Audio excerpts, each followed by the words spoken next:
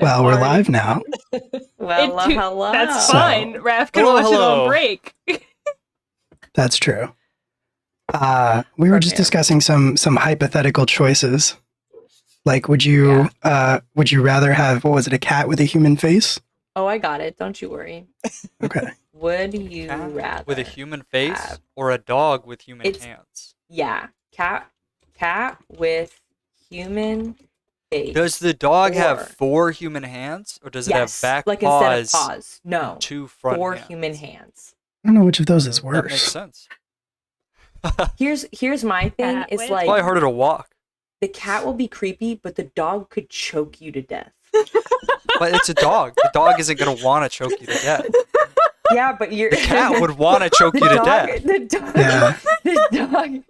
The dog could shoot you with a gun. Like, why does my dog have a gun? Yeah. What did I do to my dog that he wants to shoot me with a gun? I don't know, but it's out there. It's an option. Is this what we do on the show? Hypothetical questions. The most the cat will do is just like have a face that's like licking its butthole or something like that. That's fine. It's fine.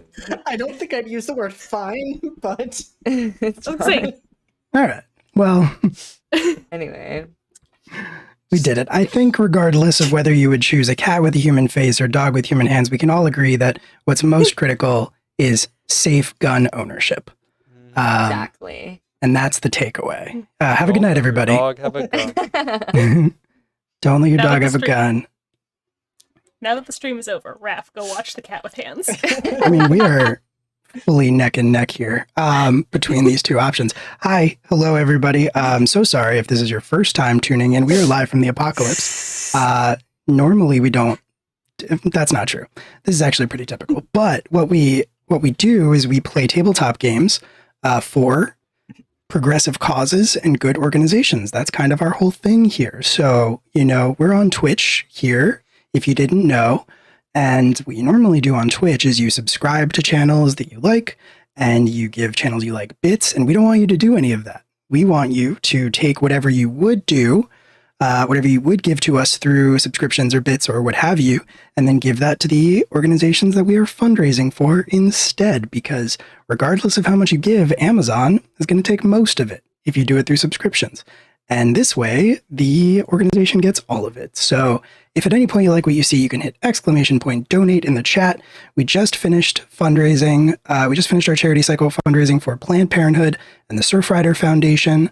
We raised, I think, about $4,500 between the two of those, which is great. Very huge. Go us. Good work. So we are now raising for International Rescue Committee, which is a great organization that's been around since like the 1930s. I think what happened was in the 1930s, Albert Einstein was like, we should help people.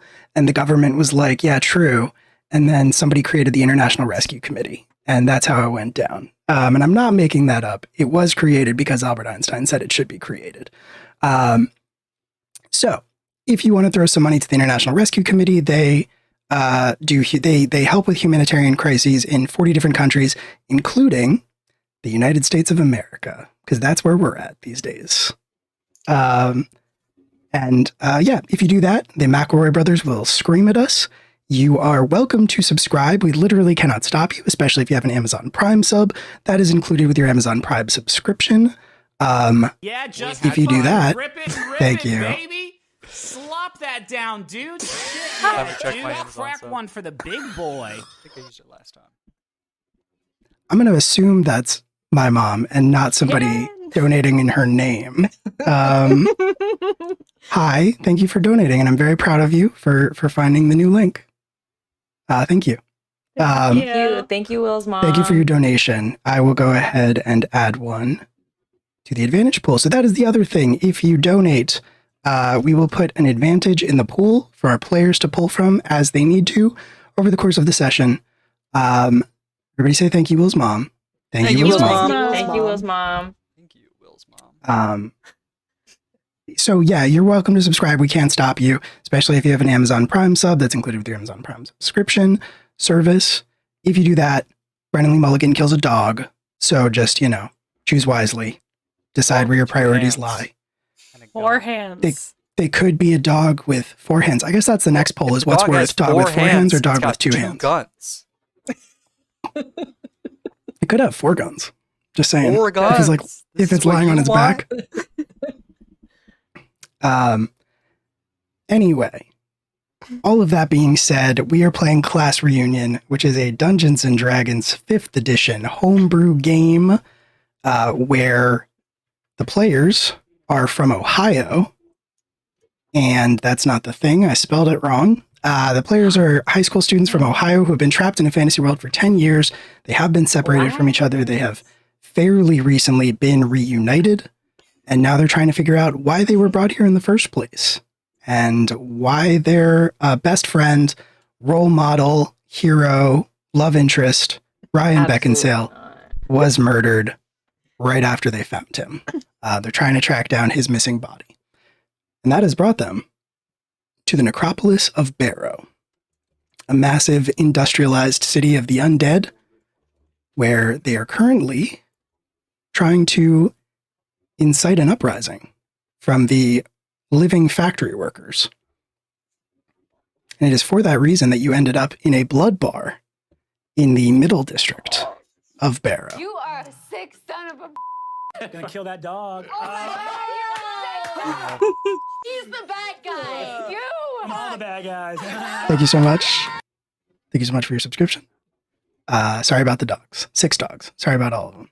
That's like, how many hands is that? 4 Jesus. hands? 24 hands? 24 God. 24 Hands. hands. That's a lot of hands. A lot of hands. That's 24 guns. That's 24 guns off the streets. Off Thank the you. streets. Off the streets. Jesus Christ. Thanks, Brennan. Thanks, Brennan. Really doing the Lord's work out here. Oh man.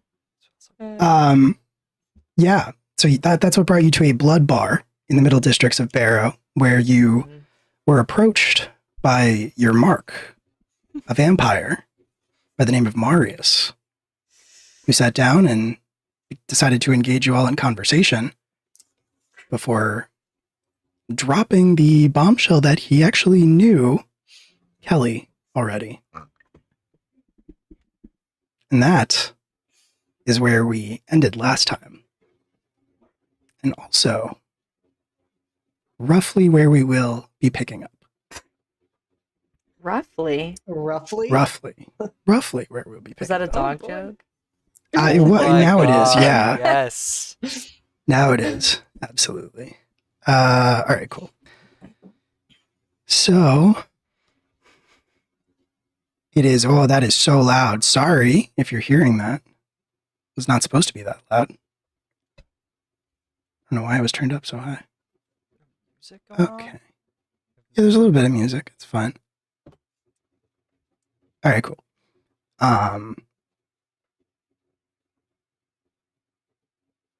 You all are in the bar. You're seated at a round wooden table. This almost impossibly beautiful man with alabaster skin and dark hair is seated across from you. And as he stares at you, Kelly, your mind drifts. More PTSD. Your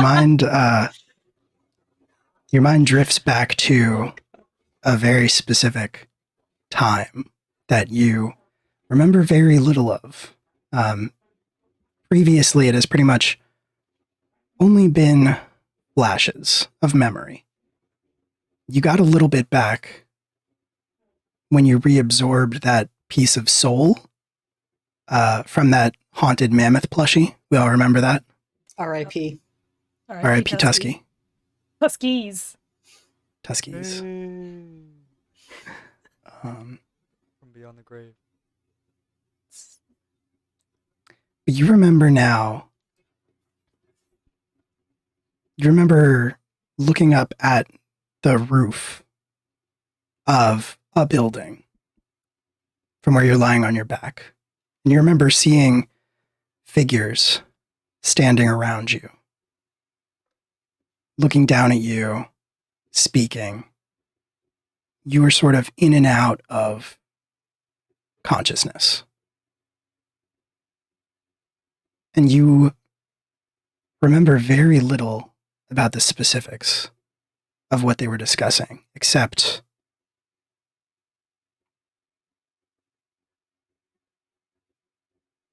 you do remember someone asking a question. Someone saying, How is she able to do that? I've never seen anyone, living or dead, do anything like that before. And you hear someone else reply. This voice you recognize because you just heard it a few seconds ago. And you hear Marius say, I have, but it has been quite some time.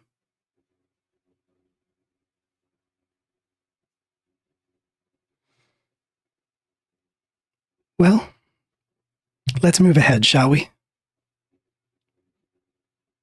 And your vision focuses a little bit, and the blurry figures clustered around you come into focus a little bit more. You see Marius now, standing over you, looking, for all intents and purposes, unchanged. He's wearing a vest, a shirt, there is a pocket watch chain hanging from it, and he has these gloves over his hands. They are primarily made out of what looks like black iron. There are sort of pipes and valves covering it. And it is engraved with runes of some kind that are emitting a soft blue light. And as he stands there over you with both hands up in these gloves, he sort of flexes the fingers and starts to lower his hands towards you, apparently either not realizing or not caring that you are conscious. That's semi-conscious. And the last thing you hear before blinding pain is, well, let's get it out of her, shall we?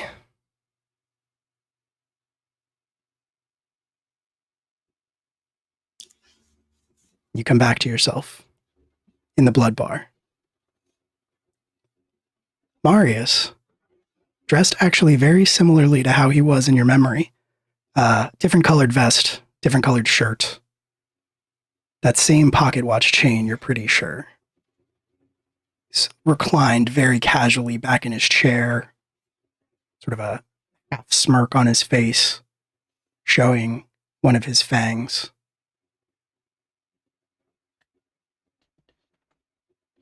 Just Kill Bill sirens. Going. Oh. What do you do? I'll repeat what he said to you at the end of last time, which was that, he says, I must admit I am surprised to see you here, Miss Violet, after you left us so unexpectedly last time.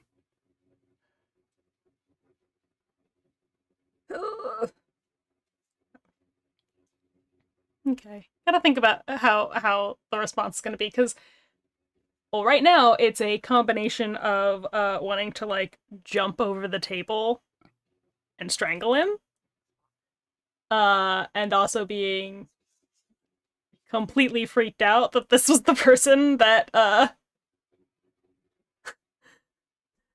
Edmund was like, this is the best bet we've got. It's this guy, and I'm just like, he's like, oh, you should be careful.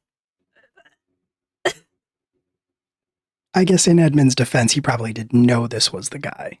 No, he probably had no idea this was the guy. It's just like, oh boy. Wait till I tell him.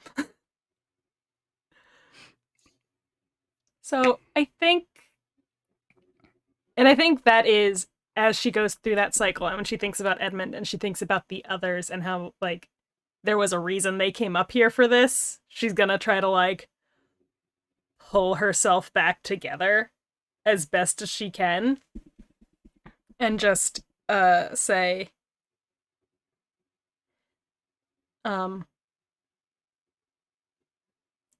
she's gonna say, I'm flattered that you seem to recall our time together so fondly. I must admit, it didn't leave a lasting imprint on my memory at all. Roll deception.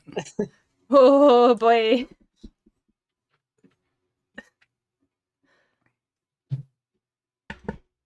That's a -1.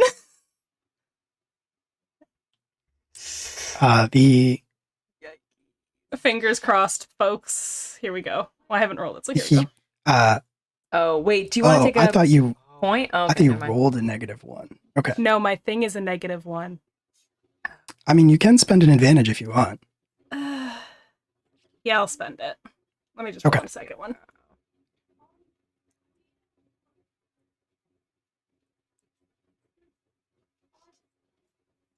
So 16. Okay.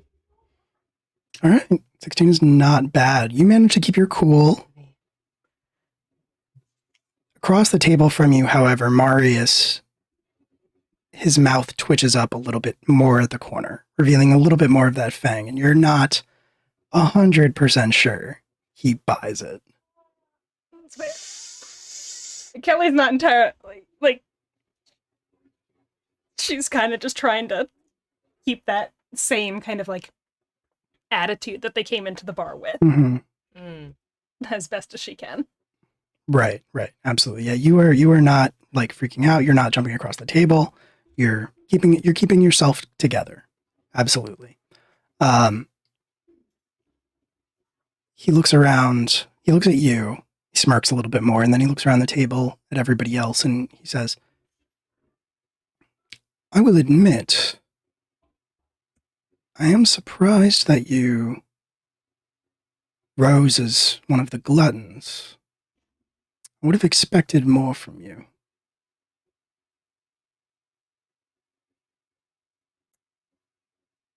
No offense, of course.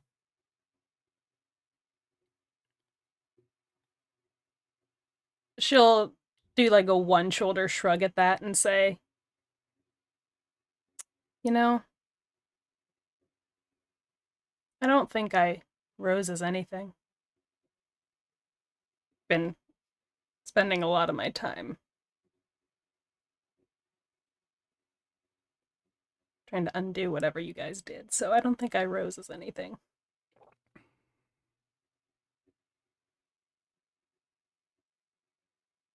I would say this is your turn to roll an insight check, Okay. if you want to. He's probably got a pretty low deception. Well, my insight is better than my deception. My insight is +2. Kelly's not good at talking to people. She's just good at reading people. It's an 11, so not great today.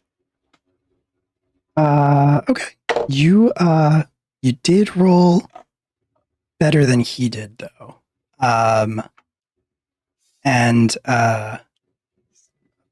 Sorry, that's a weird thing. You did roll better than he did, so you were not fooled. His eyebrows knit together.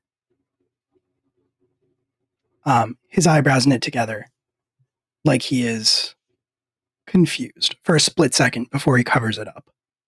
But it's enough that you see it, you take note of it, and you can tell that he does not know what you mean and is confused by what you just said. Cool. Because most of this is spider disguise magic.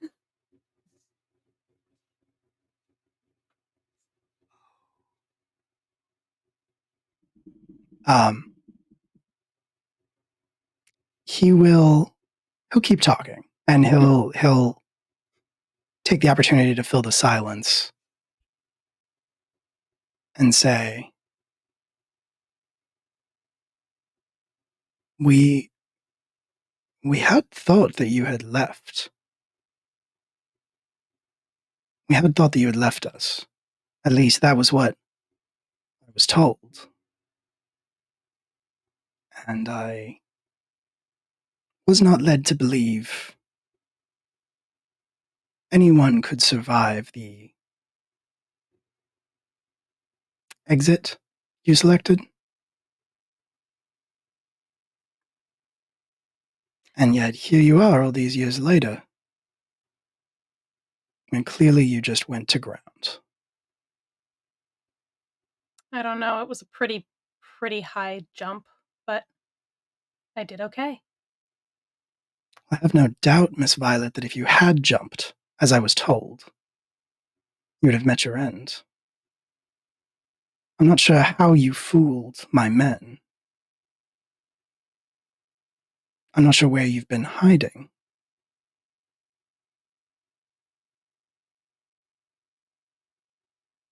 But I don't think it's a coincidence. You just so happen to wander into the drinking establishment that I am known to be fond of. Well, that would be the first correct thing you've said since you sat down.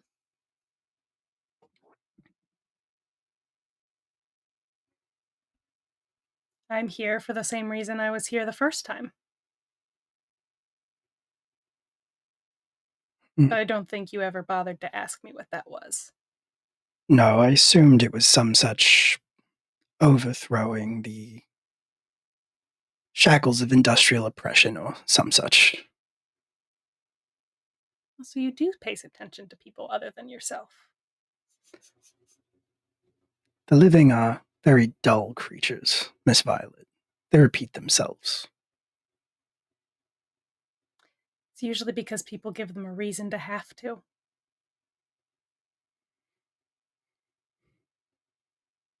So what is the plan this time? Surely you know killing me won't accomplish anything. Not in the grand scheme of things. No. We want to kill someone else. I want your help with it.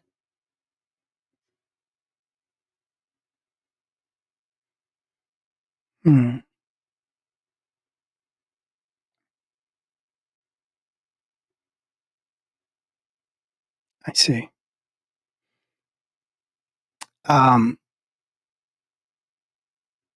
think at that, he will raise a hand and get the bartender's attention, the person who brought you the blood and waited on you the first time.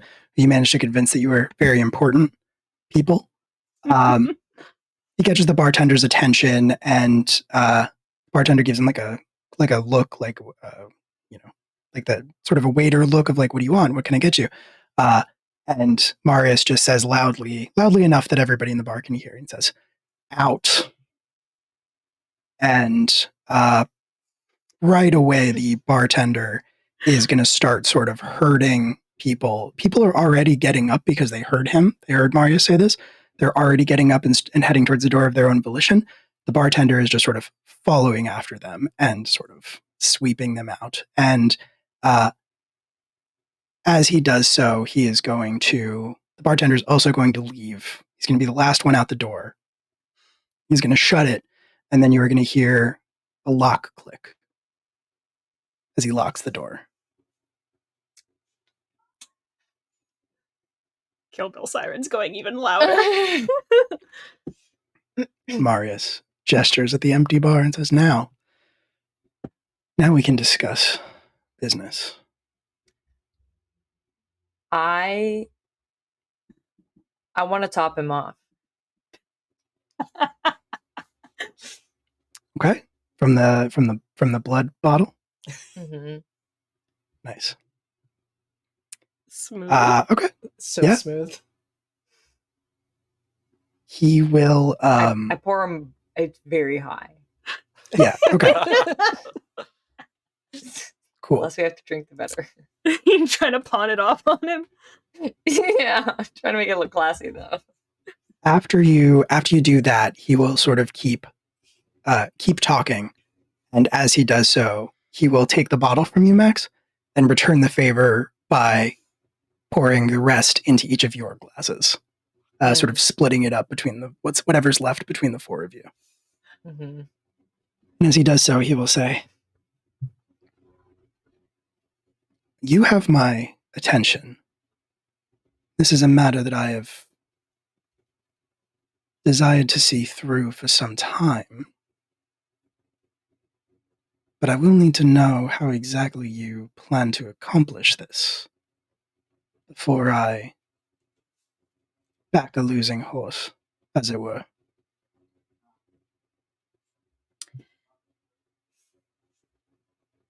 There was an attempt around the same time as my departure. The problem was, apparently the information was bad and the head was not there. I recall. When they...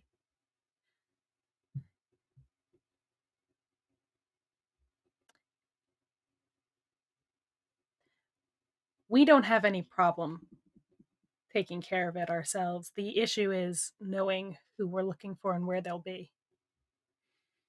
I don't doubt your willingness.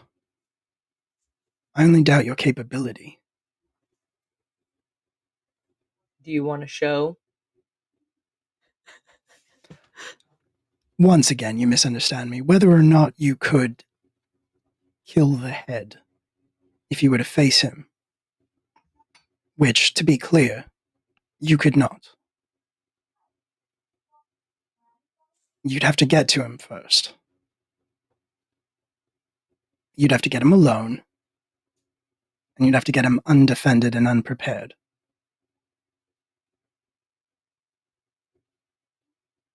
And it is exactly that type of subtlety that I question your ability to pull off.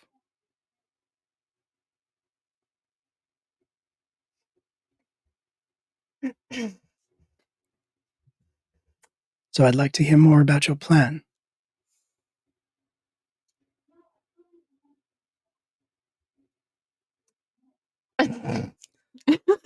um, um, Max is going to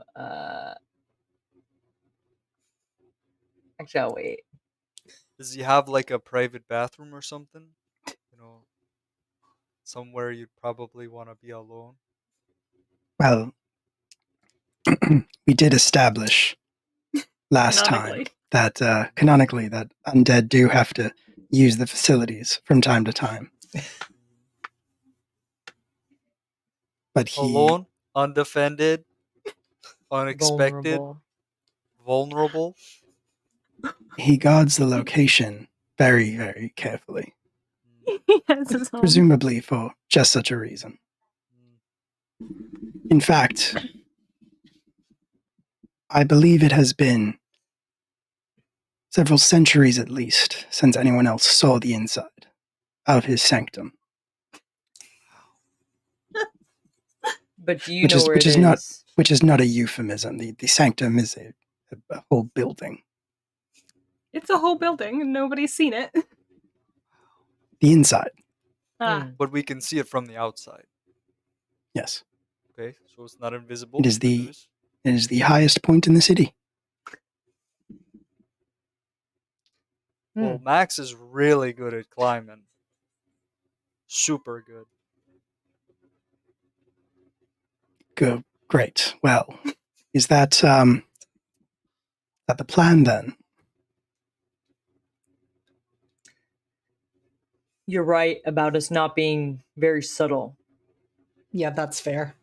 But that's not our job. That's yours.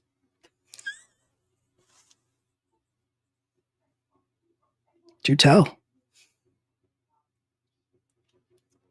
you don't seem to be the man to go in and get blood on your clothes. We'll do that. You just light the way for us. Your clothes stay stain free. You even have someone to blame. I almost said scapegoat, but Max would not know that word. I don't know. Max has been pretty classy up until this point. Yeah, that's It's true. You have a escape horse. I was thinking Max might call it an escape goat. You have an escape goat. You have an scapegoat. An scapegoat. Yes, no, I appreciate the attempt at subterfuge. I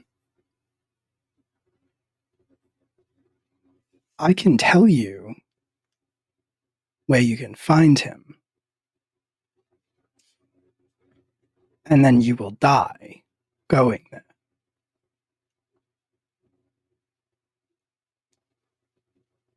And then you see that there is a chance that before you die, or after you die, you will be compelled, perhaps, to divulge my part in this very excellent plan of yours.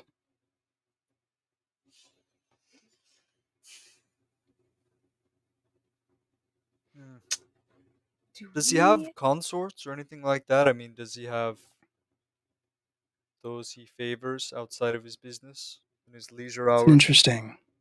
That is an interesting question. Yes. Did you say that Yeah. He does, but he keeps them close. Very, very close. He does not socialize. He does not descend from his sanctum. But he does keep consorts. Hmm. Though it might be more accurate to call them prisoners. Yeah, probably.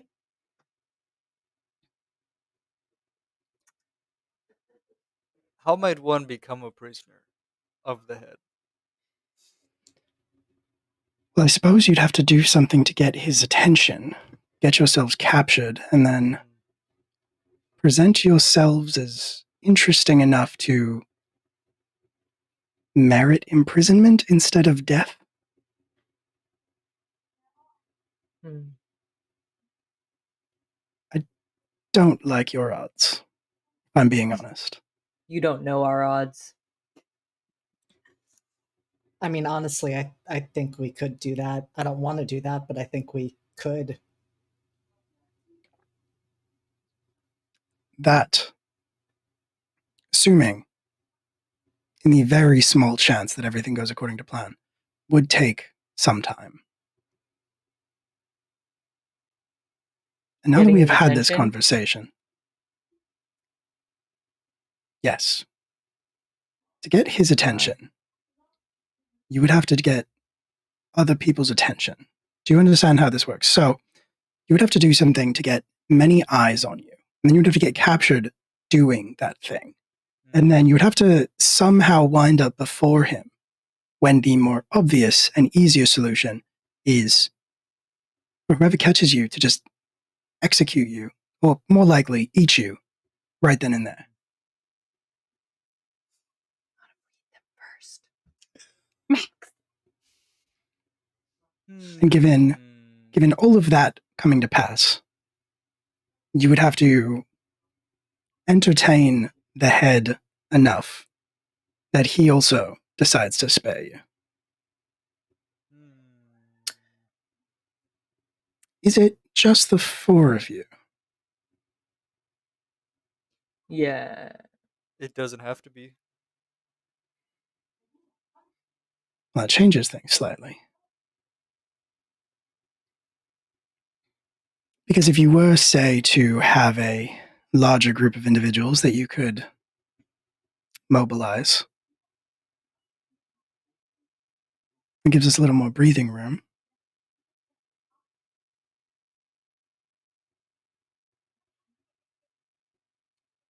There are a who few you to- conditions. who are you to him? I'm a member Seems of the you- board.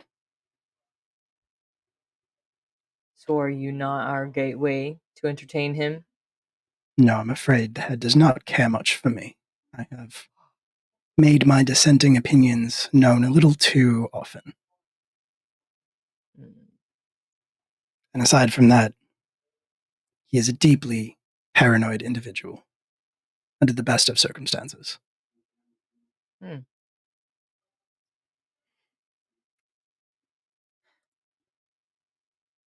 It seems to me that the way this relationship will progress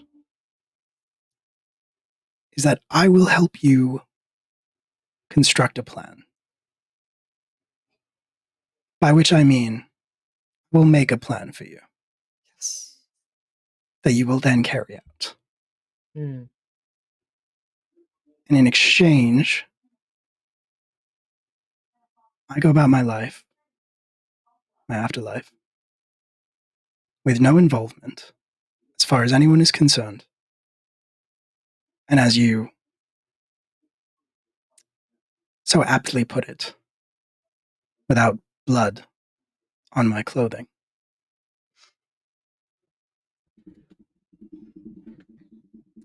But there will be conditions. The longer you wander around the city after we have this conversation, the more likely you are to be discovered, and the more likely you are to incriminate me. And we can't have that. So, after we set this plan, after we decide exactly what it is you are going to do, you will do it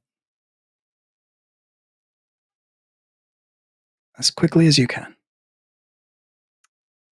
That will not be an issue. We have no intentions on staying here or this way any longer than we have to. Very well then.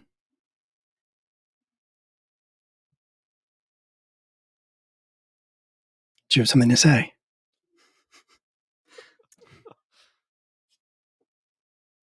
Do you mind if I open a window? Yes, I do.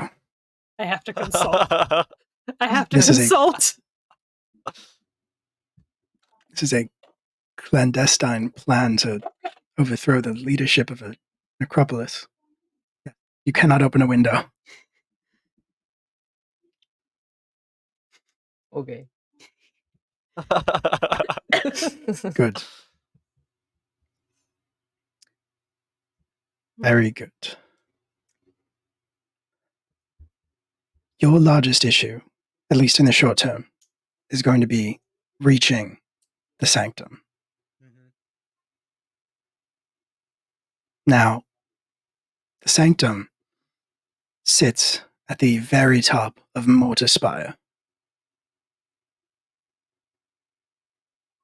And as you may have noticed, there are no manor rails that travel to Mortar Spire. Which means you are really only left with one option. Climbing. At least most people would only be left with one option. Climbing. But that would take you several years.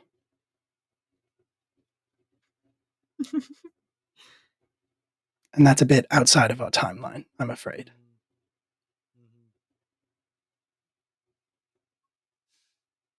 But there is another option.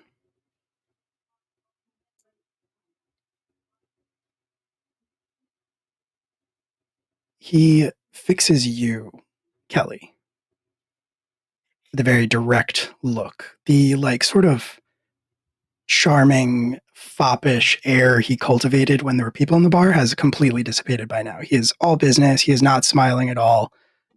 He is sort of sitting straight backed. Very clearly, he is here to do business. And you don't remember much from your capture, do you?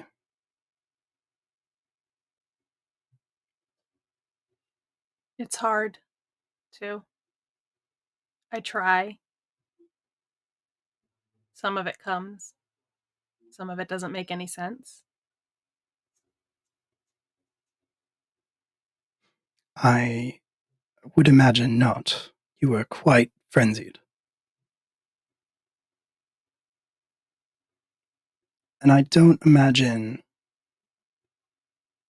you recall the power that you summoned from some well deep within yourself. I don't imagine you recall the way you unmade several of my best men. The way they turned into dust.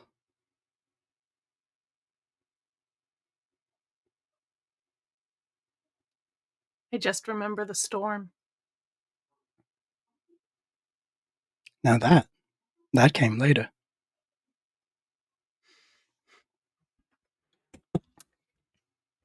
There's If you've almost a not whole done year it missing. since, I'm not surprised because we took it out of you.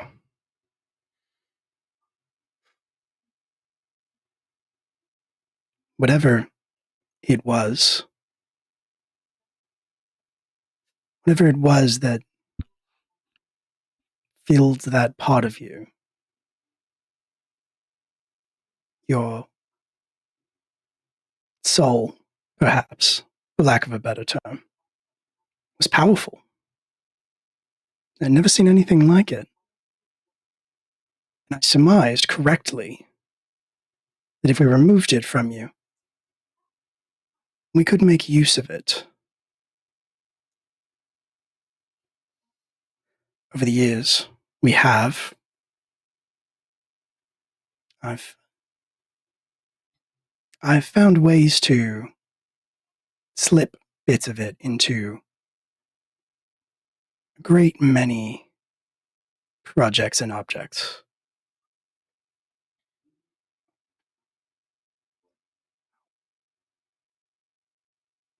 And I know for a fact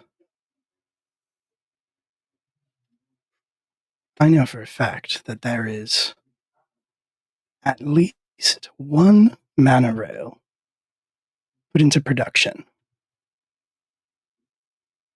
that contains just a bit of your mortal soul, Miss Violet.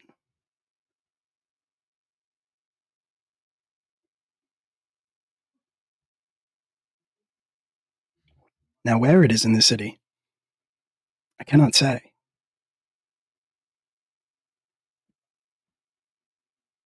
But I imagine if you find a way to call it the right way, it will come to you.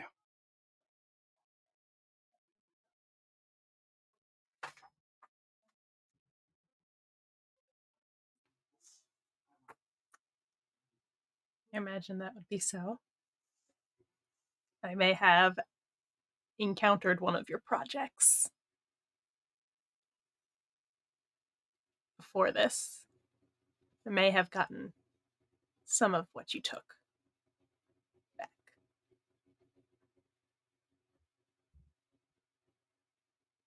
Well,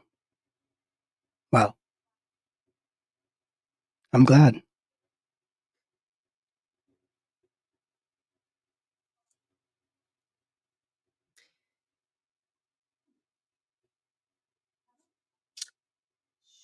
So is that our ticket up? Yes, Max, that will take us Are up. Are we gonna control one of the mana rails? I'm going to have to speak with one of the manta rails, yes.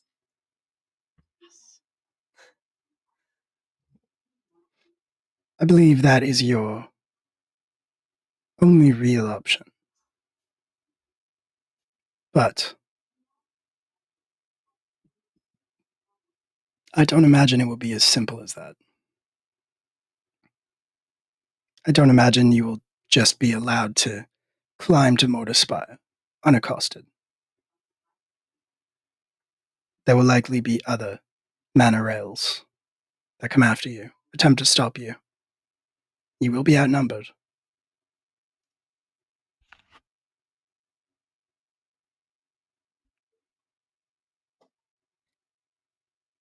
Will the manta rails run without a driver?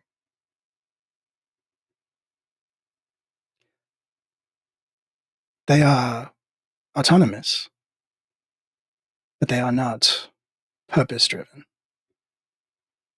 without a driver. So if we were to, say, enlist more people in this endeavor, we could possibly limit the number of manta rails that we'd have to contend with. I think that is the other part of the plan. You will need a distraction.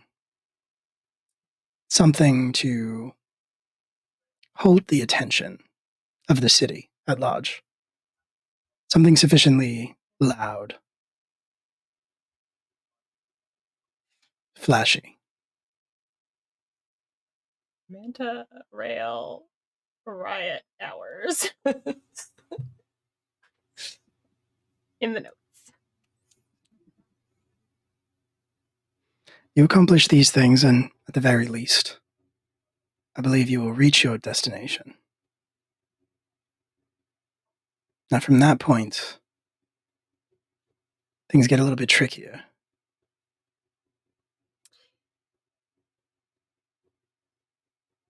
I imagine so. He's not the head for nothing.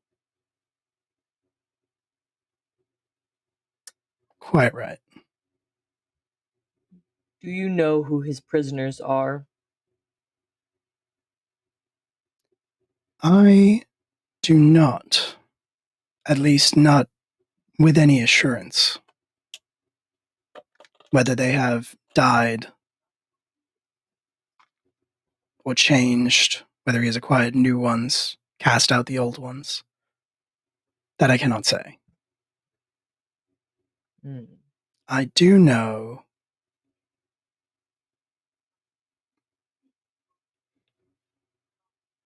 that he is scared. Right now, he is scared. No one quite knows why. Something has happened. The doors have been shut. All exports have been halted. He has received several deliveries, secret ones, in recent weeks. Did he not tell any of you about what happened to Kalefell?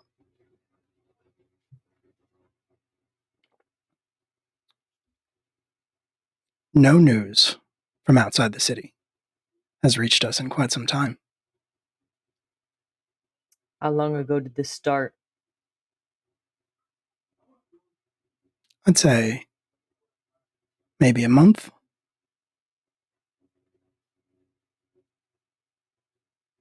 I'd say it started quite a bit. It started quite a long time ago. It has gotten significantly worse in the past month. But I would say he has been unstable and paranoid and quickly losing his faculties. Well, it's been at least a decade.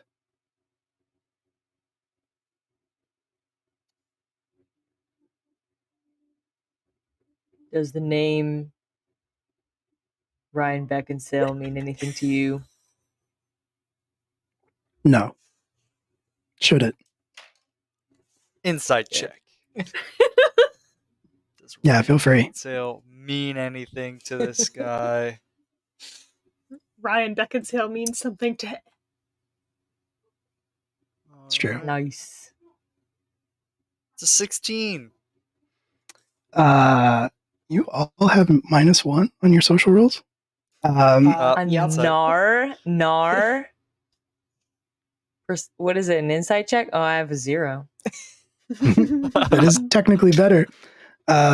What is your he, what is Max's deception? Sorry. My deception is +2. There you go. Wow. wow. He does not appear to be lying to you.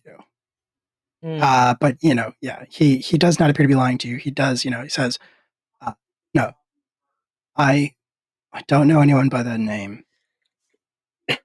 It did give me goosebumps when you said it, though. So must be someone pretty amazing. God damn it. I'm so angry that I end up like knocking back the blood and then realize when I did what I did and just like putting it down. Yeah, Kelly will bring up what happened to Kalefell. And it completely disappeared. And again, to gauge his reaction and to kind of gauge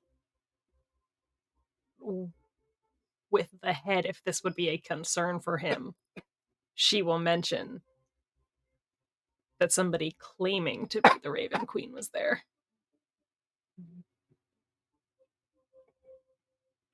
The Raven Queen, you said? Yes. So Okay. try to see if perhaps the Danan is part of what's making the head so paranoid. That's what's freaking him out so fucking much. Well, now. That is interesting. That would make sense. I go open a window and let my bats in. Do you close the window after they come in? Yes. Okay. He seems distracted at this point. He does not say anything when you do that. He doesn't seem to be paying any attention to you. He seems sort of lost in his own thoughts. Says, well, if the Fae lords and ladies have returned, that would make sense. He was alive when they were last here. He would remember them.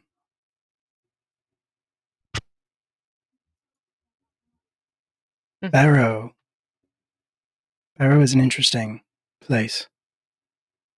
I'm beginning to suspect, Miss Violet, that you did leave.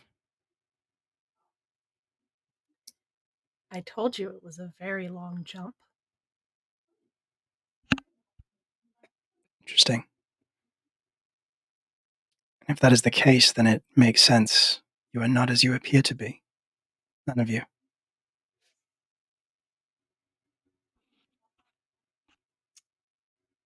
Like I said, you weren't saying anything correct before. You're getting it now. That would make sense. Well, then a brief education for you. We don't make undead here in Barrow. When you die on the city's soil,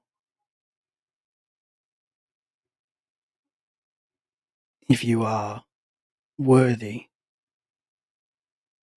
you rise again. And your worthiness determines exactly how you rise.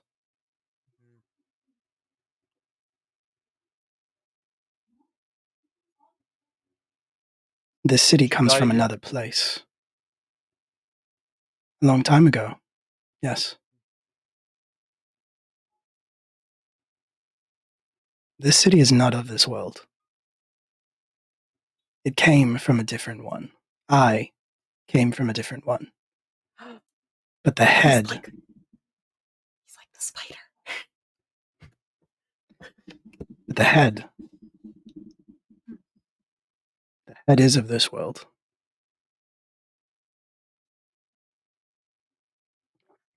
He was here when the Danan ruled. And if they've returned, He would be terrified, and rightly so.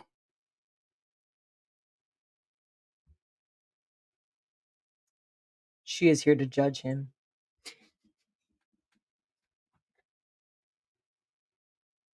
It's an interesting thought.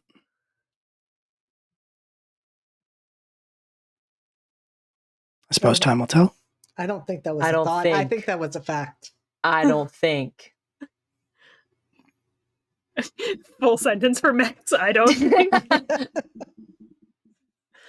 Accepting that premise, what is stopping her?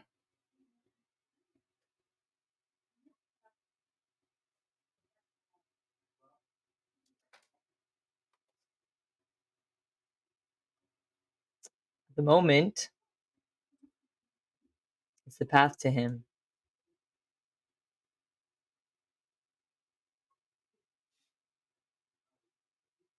So your hypothesis is that she cannot breach the walls of the city. Oh no. She's here. She had to do some horrible things to get in, but she got in. She's here. She had to act as a parasite, and she's here.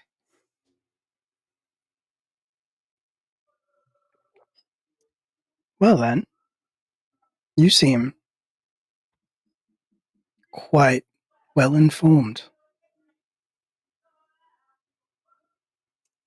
I mean, she's here. Do you pick one up? Yes, And I just kind of like, I look up at the bats that are. yes, your implications did not escape me. Okay, good. Master of subtlety. Mhm, yes. As subtle as a Well barn then. door. I suppose that is your answer.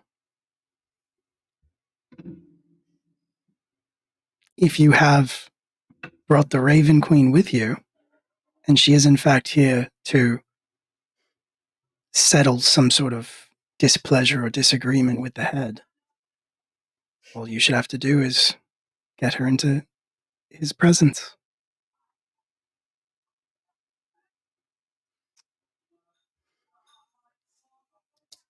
And that's what we're planning to do. I feel like we're going in circles here.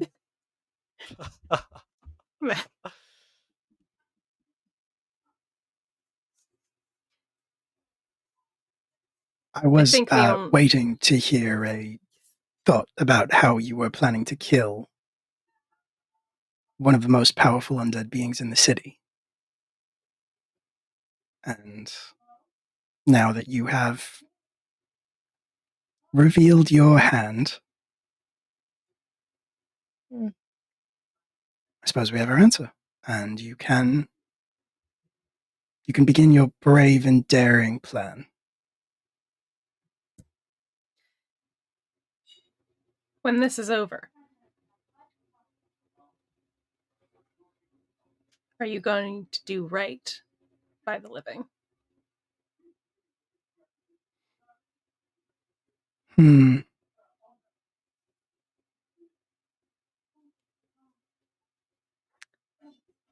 If you are going to engage in business negotiations, the best advice I can give you is to avoid nebulous terms like right and wrong.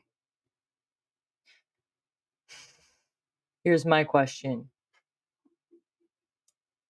I think the Raven Queen came to judge this entire city.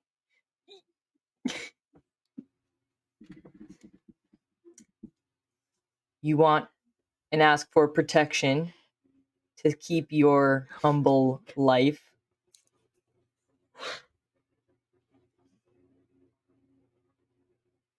I think it's more than just the head that she's after. So yeah, we're making business deals here. And it's more than your leisure that's on the line.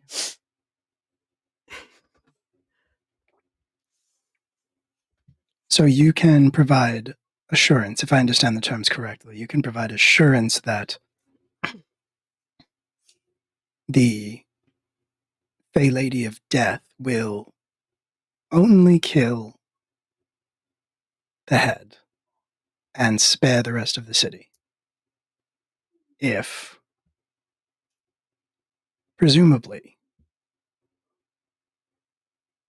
we do away with the factories and the dormitories, the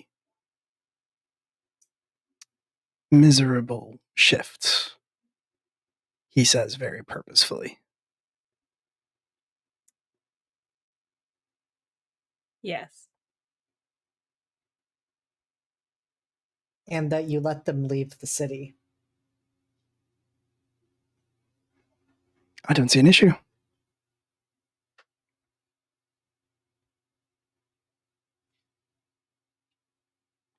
It was purely the head's paranoia and fear that kept the gates closed this long. It is in the city's best interest to have open traffic. Anyone who wishes to travel here should be able to. They should have safe assurance that they will be unharmed, unmolested, uneaten. If they do, that's just good business. Inside What's check. your business? This man lying to me right now. Are you insight checking him again, Wayne? Heck yeah. Why would I trust this guy? That's a 7. If All seems he good. if he were lying to you, you would not know it. You're pretty Too confident about that. My business is the same as everyone in Barrow's business. We create magic. We turn it into solid, tangible items that can be used by anyone to provide Yeah, a just Had fucking fun. grip it and rip it, baby. Slop that down, dude. Hey. Yeah, dude. Say my Crack one for the big boy. Thank you, My whole Julia last name. Smith, whoever you are. Thank you so much for your donation to the International Rescue Committee. We're at 140, and that bothers me when it's not. That's fair. That's fair. We're at 150, and we got another advantage. We are in the business of turning magic into tangible, physical objects that anyone can use to improve their lives in a myriad of ways. Make their lives that much easier, more convenient.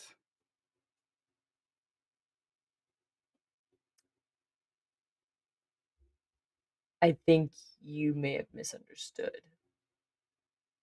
What is your business? What do you want?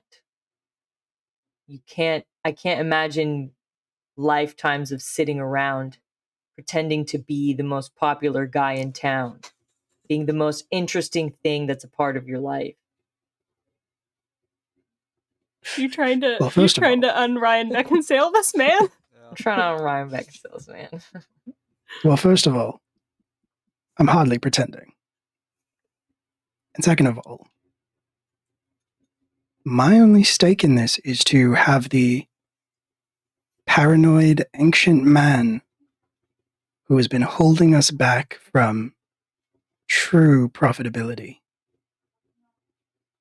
removed from his seat of power.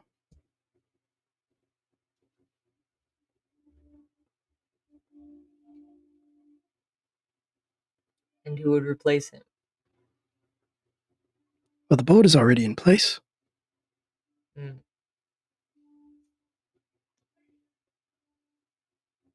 Okay.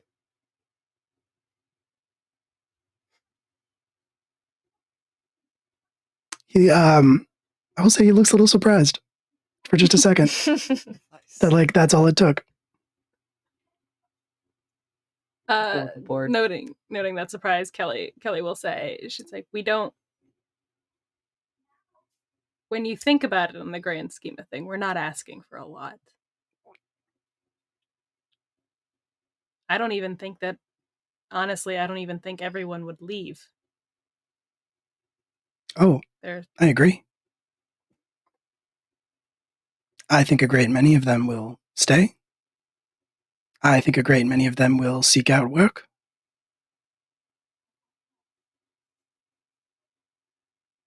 But they can leave, of course. And more can enter.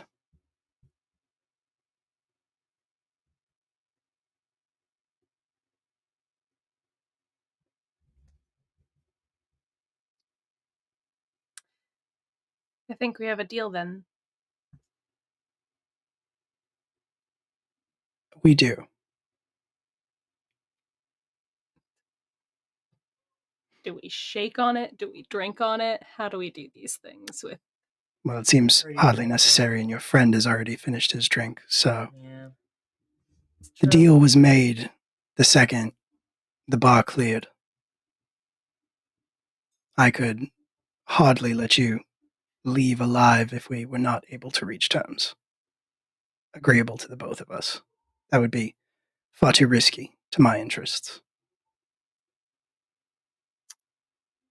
You are thorough, I suppose.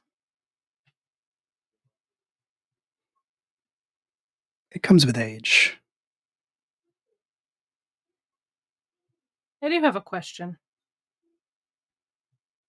Because, as I've said, I don't remember most of that year. Who saw me jump? Who told you I jumped? Specifically, Yes. I'm afraid I can't recall their names now. They were gluttons, surely. Just hired hands, meant to keep a watch. Make sure that exactly what happened didn't happen. They did not remain in my employ long after that.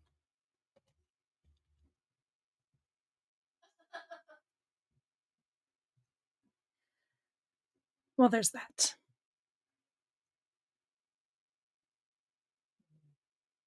I would ask when this is done that we don't cross paths again. I don't think, and I think you would understand when I say this, I don't think we could be civil if I saw each other, if I saw you again.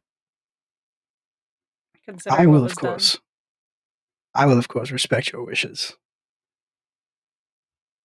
That being said, it could be quite the lucrative partnership were these relationships to continue. But as I said, I will, of course, respect your wishes.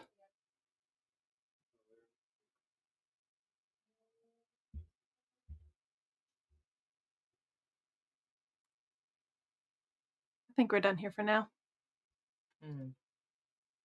Excellent. Well then, I suppose I will see you when this is all over. Or perhaps not, as the case may be. Good luck in your endeavors, and remember, he pulls the pocket watch on a chain out and flips the front open, peers into it, and shuts it. Says, "Don't dawdle."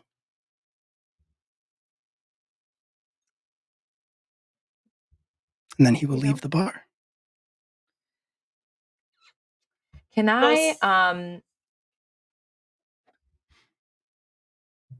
see? I want to ask if one of my bats will just stay on him.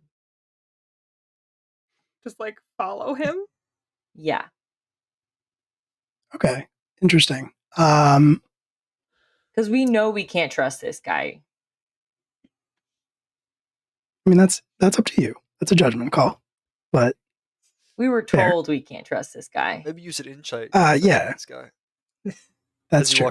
Edmund did. Boo-boo. Edmund did tell you that, but also that was before he knew that like Marius and Kelly go way back. Yeah. So. Yeah, I'm debating now if I'm gonna tell him that. I gotta figure out if I'm gonna be like, hey, so I did not risk blowing the entire plan up by trying to strangle this man because I was like, there's people at stake, but also, what the fuck, my guy? Mm-hmm.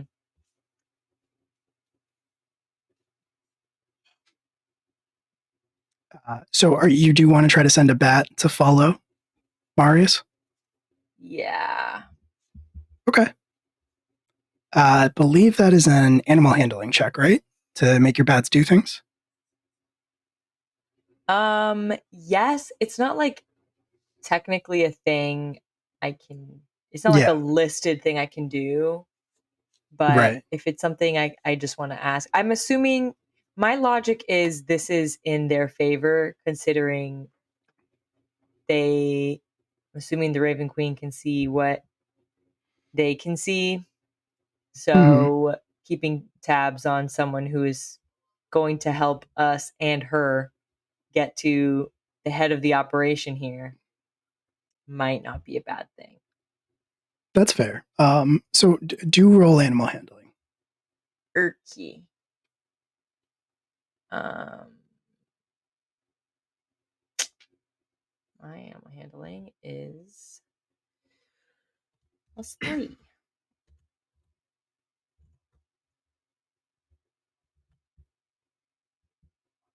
A 6. Okay. Never mind. The bat bites. One of your bats splits from the group and wings off into the night. You don't know where it's going.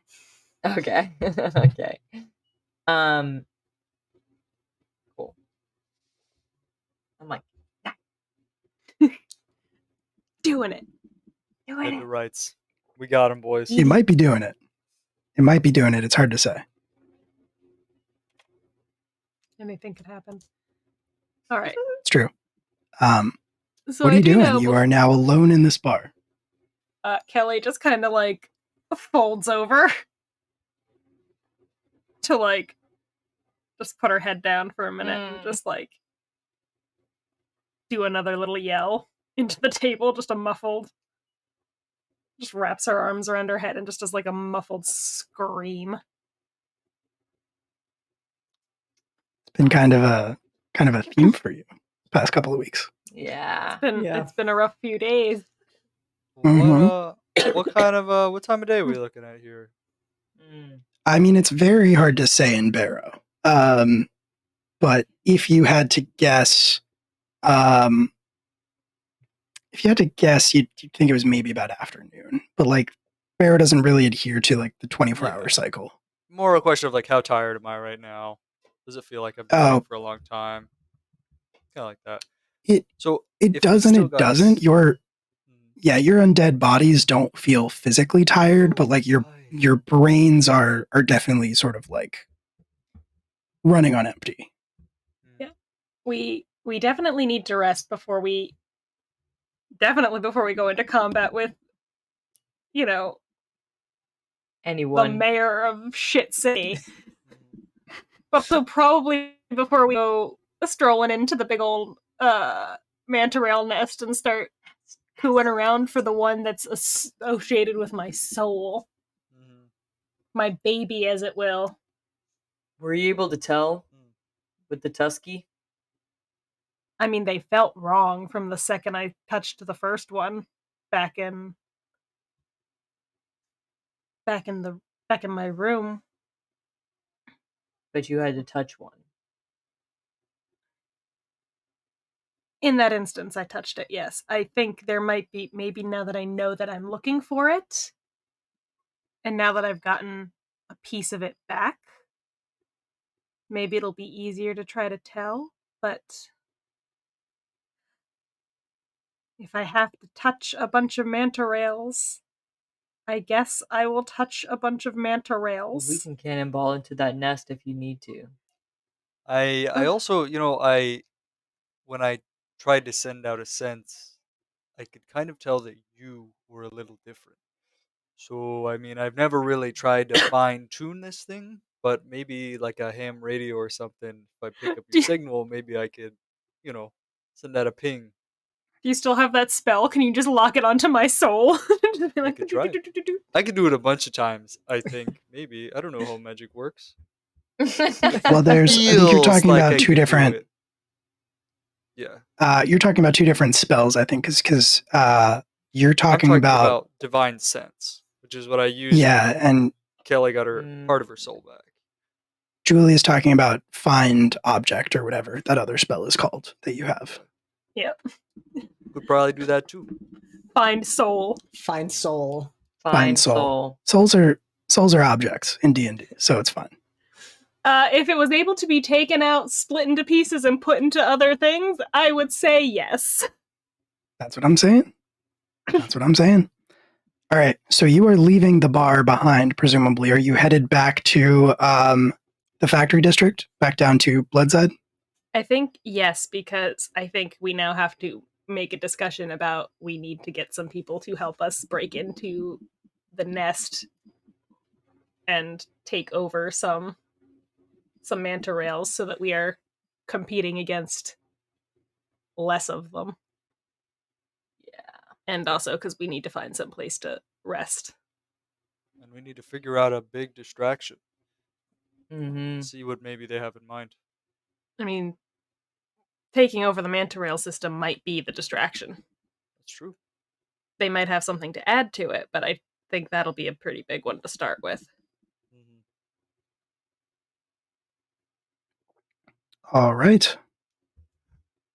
Very exciting. Very cool. Yeah, you can leave the bar behind and make your way across the mid-district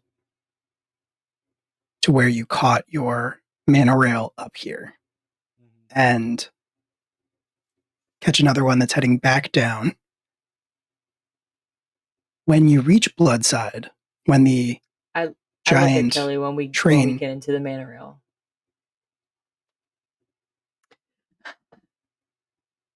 Is this the mana rail with my soul? Can I reach out with my feelings since Max is giving me this look? you can try. I don't know. Do you want me to roll like Arcana or something? What do you want me to do? I think so. Yeah, let's roll. Let's roll our with a divine sense. Can we hold hands and I'll divine sense? I'll say yes. Divine sense doesn't require like a use, right? You just can turn you it can on. use it 3 times per day. Okay. And there's not If you usually wanna a do reason that- to use it in an undead city because Yeah, probably pick up a lot of things. But yeah, that is true. If you want to use your divine sense once, and then we'll count that as the help action, so you can give Kelly advantage. Sounds good. Nice.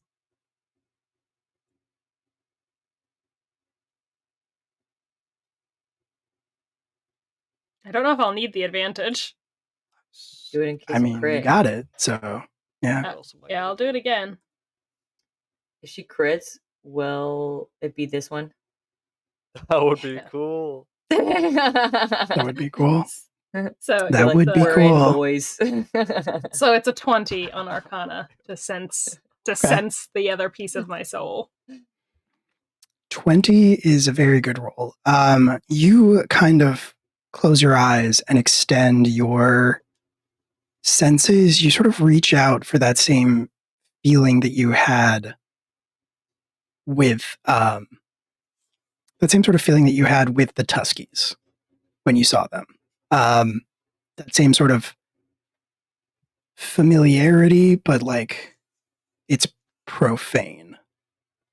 Mm-hmm. In your immediate vicinity, you don't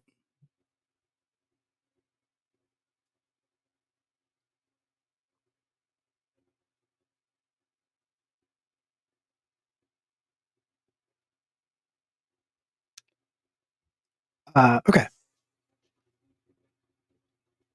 Try to extend your senses. See if you can detect any of this. And at first, it doesn't really feel like anything.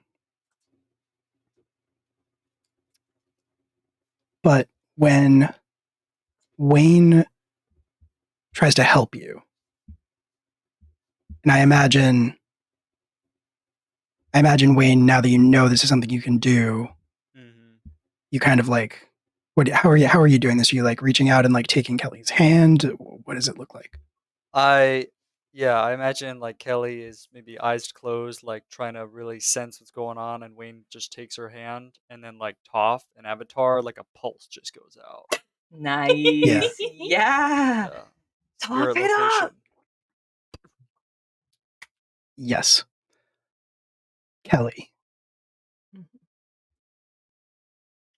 I need you to make a Constitution saving throw. Ruh-roh. Oh. You have +2 to this Okay. because I'm holding your hand.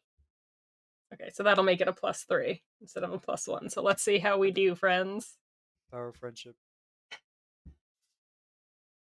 Let's go. Let's go. Power of friendship, saving Roll 20 lives. being very Generous. cooperative tonight. We are taking I'm- this mana rail right now.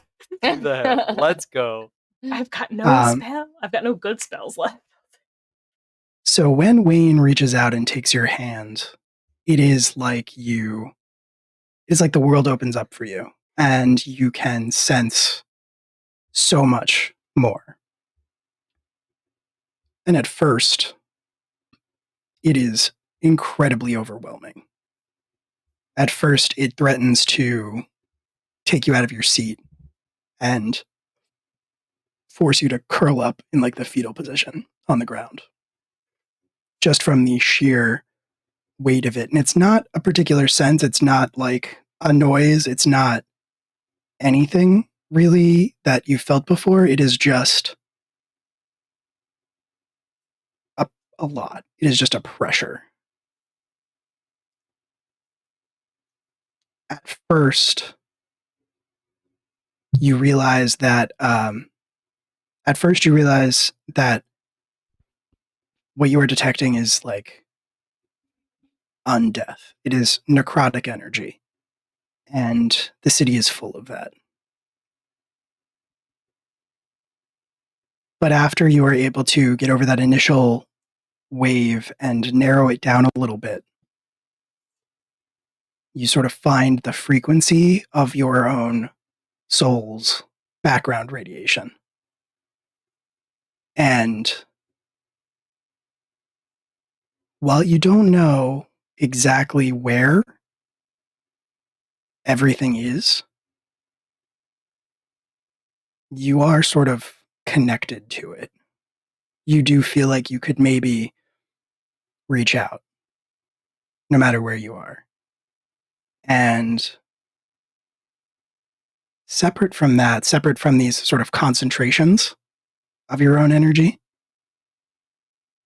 there is a low-grade hum in the entire city.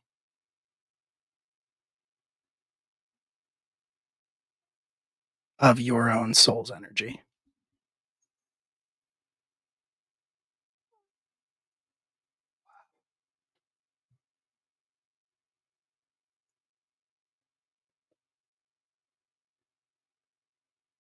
This bitch really got me spread thin. All over this fucking city.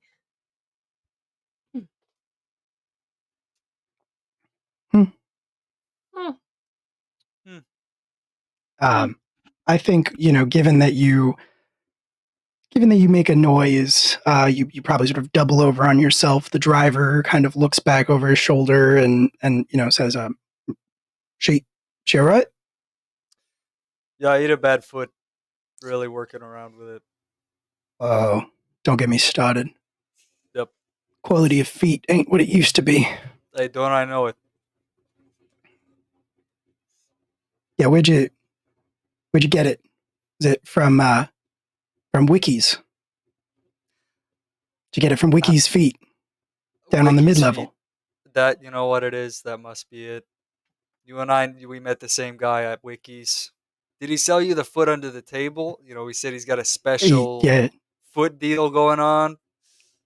He did. He thought it was a very good joke, because I looked under the table and then like there was the foot, but it wasn't. I didn't laugh. I didn't care for it personally. The special is fungus. Mm-hmm. That's what makes it a special. Yeah, which normally I like, but all about I don't know. Yeah, Wiki's feet really used to be something, but it's just not anymore. Anyway, sorry for your friend's stomach. What's that you got there, Max? Oh, I was saying, do you want mine? I ate some of the toes, but I don't know, Still Kelly. Do you think that would okay. maybe make your stomach feel better? No. I was offering it to the other guy. Oh yeah, sure. No, I couldn't. Nar. Arr. I couldn't Kelly's just possibly. like- That looks like a real nice one. I couldn't take that from you. Mm. Did someone at your house Okay. just say "nar"? Arr. No. Nar. No. Yeah. I say okay, and yeah, I just no, I tuck it I into couldn't the possibly. inside pocket. See you at Wikis. Yeah, I don't. I will. I don't. Well, I wouldn't recommend that. maybe. Yeah, I might go to one of the other locations. Kelly kind of sits up and she's like, Yeah, Look, wouldn't you and I recommend. know when we're hankering for a quick foot, when you're on the go, Wikis is just where it is. Fast Wiki feed. Express. Sometimes you don't always Wiki's feet. want to sit down and have a whole meal. You need some fast feed. It's true. All right, anyway. Sure, you're busy driving the train. What's your name? No, I'm just joking. I'm just joking.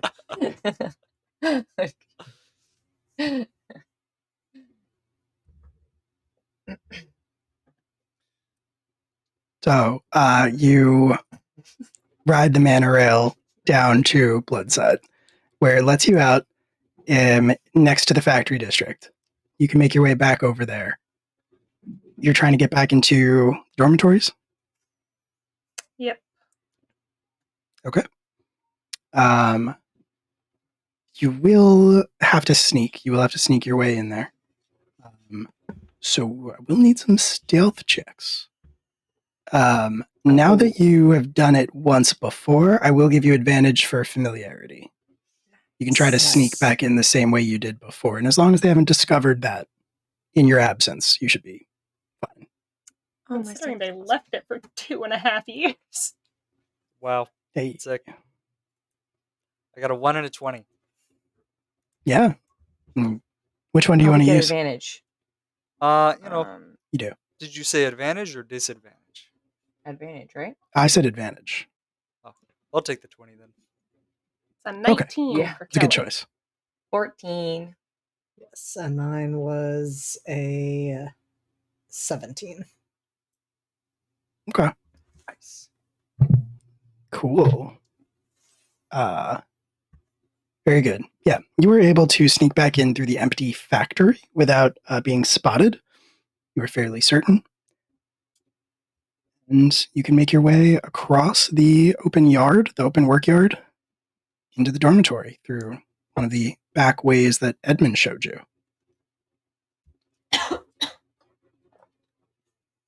Did we You've change? only been gone. I mean, that's up to you. You do look pretty fabulous. Kind of like it. So it's been a couple hours because we left. We had to find our way. Yeah, it's been Fair. I will say probably 4 or 5 hours at this point. Had a whole shopping montage. Yeah, that's fair. Tried true. on a lot of outfits. I'm- Lot of outfits. A lot of outfits. Max is not arguing. He's good with his fit. Well, it's like we knew Never we taking weren't it going to off. buy them, but you just wanted to see how you looked. Mm-hmm. Ugh. So if you're not changing, you kind of like sneak your way back into the dormitories, and you get back to the room where the misery shift was sort of basing their operations out of when you were here earlier. You do see a couple of them standing casually outside of the door, or outside of the doorway, but it's a little too casually. They definitely straighten up and sort of like square off when they see you coming because you are, undead and dressed like one of them. But when they realize that it's you, when they recognize you, I think probably it's Seamus who recognizes you and says to the other one, "Oh no, it's fine. They're fine. We know them. The new love of Smack Max's life. hands. Yeah, big old arm clasp. Absolutely. Nice. Hunter is not jealous. And he at like looks you all. up and down. Like looks you up and down and says, "What are you wearing?" You had to blend in up there. It's very this. She kind of like fluffs the arms a bit like this. I'm They sorry. notice a That smock sounds. from like a mile away. Yeah, Yeah, I was gonna he's say that looks sewing very technique is- uncomfortable. Oh, the technique is terrible too. You should see the inlines. Leather pants don't breathe, believe it or not. Yeah, those closed leg things you got there, that looks terrible. Doesn't it chafe? The closed leg things. You mean pants? Pants? Yeah, those. He's in a smock. Leave him alone. Oh, right. Don't bully this I'll man. tell you, that looks a lot less. God. That looks a lot less comfortable than a smock. I'll tell you that much. Protects against the smell, though. Anus. I wink at him. Jesus Christ. I give him a little he punch. That's not my name. But I see. All right, I get it. That's what you're doing. It sounds like my name. I thought you were just mistaken. Have you been doing this on purpose? Doing what? He looks even more confused, and he opens his mouth to he just kind of stands there, like you can sort of see the .exe of his brain crashing as he's like standing there, and Edmund sort of like leans out of the doorway and waves you and says, "Get in quick." And you just kind of leave Seamus standing there with like his Trying to reboot. yeah. As I walk past, I want to just like stick my hand down and What? Corey's face. What? What are you doing? What? I'm sorry. What are we doing right now? Max, is this appropriate? Yes. You want to run this by us again? Wearing a smock. Just want to give Hunter a low five. Oh, Okay, Amazing. That's true. I see. Ah. All right, oh my God. you just bailed on that sentence at the worst possible time. We all had the worst thoughts of Max for a moment. We were about to send Max to a Give you the- sensitivity training. I was ready to give you the benefit of the doubt until you stopped, and then I was like, "Where's that hand going?" But I need you to finish that sentence. Oh man, sorry about that. That was Um, not intentional. good Well, times. That was Hunter? amazing. Do you reciprocate the low five? Yes. Yeah. Yes, they do. Nice. That is the important part. My Crying. eyeliner's going to be all over my face. Oh, Anyway, Cool. Yeah, you Edmund ushers you back into the room, and he looks a little bit agitated. He looks a little bit panicked, and he says, "Okay, well, how'd it go?" well, we've agreed on a plan, and if it works, he's agreed to open the city doors. Marius. And yes. Marius has agreed. Yes.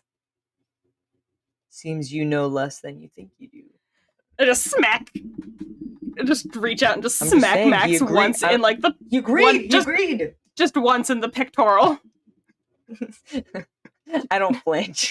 Hurts your hand.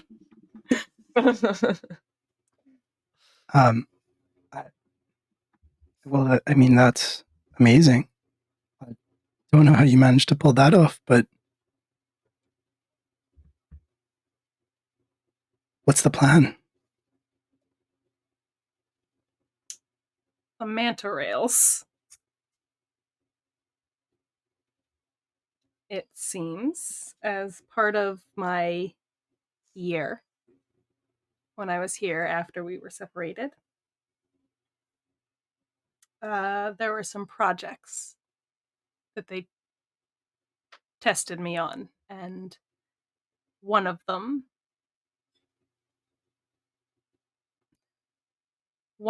gives me a connection to, unfortunately, just one manta rail. But getting a hold of it would allow us to climb the spire up to the head's sanctum very quickly. The problem is, we would need to distract the city and the majority of the other manta rails while we did this, which would mean we would need other people to take control of them. So we free the manta rails. And then we ride. And we ride. It's not a bad plan, but they're not gonna listen to you. They're not gonna listen to us either. They definitely won't listen to us. Not to the living. And I doubt they'll listen to you either. You've not been authorized. Well, again, the one specific one might, but Why? Why would that one be any different?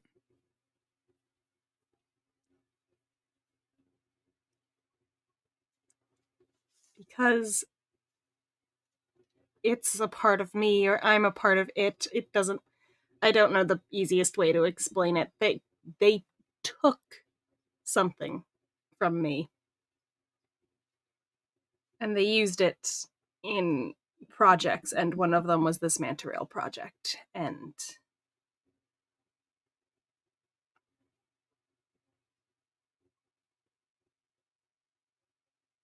who authorizes people to? How does the authorization of the manta rails work? There's a whole. Kelly's just going to try to gloss over that. I mean, there's a whole department. I'm not sure exactly what the procedure is, as none of us have ever been authorized. Kelly, if this is what Marius told you,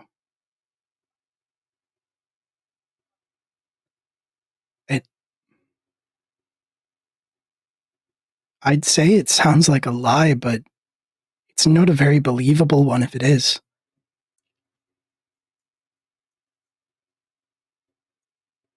He also said that the manta rails themselves don't really have a purpose unless the driver gives them one. Could you not give them a purpose? Who are you directing that to, Max? Edmund. Oh. I mean, again, that's what the drivers do. That's their whole purpose is to. So no, they won't. We're not authorized. That's what I'm saying. Is there's a system. There's a system in place to stop anybody who. Then maybe you just need to get rid of the drivers. Yeah, I mean, is it possible they've just lied to you this entire time so that no one would try? Does the monorail have keys?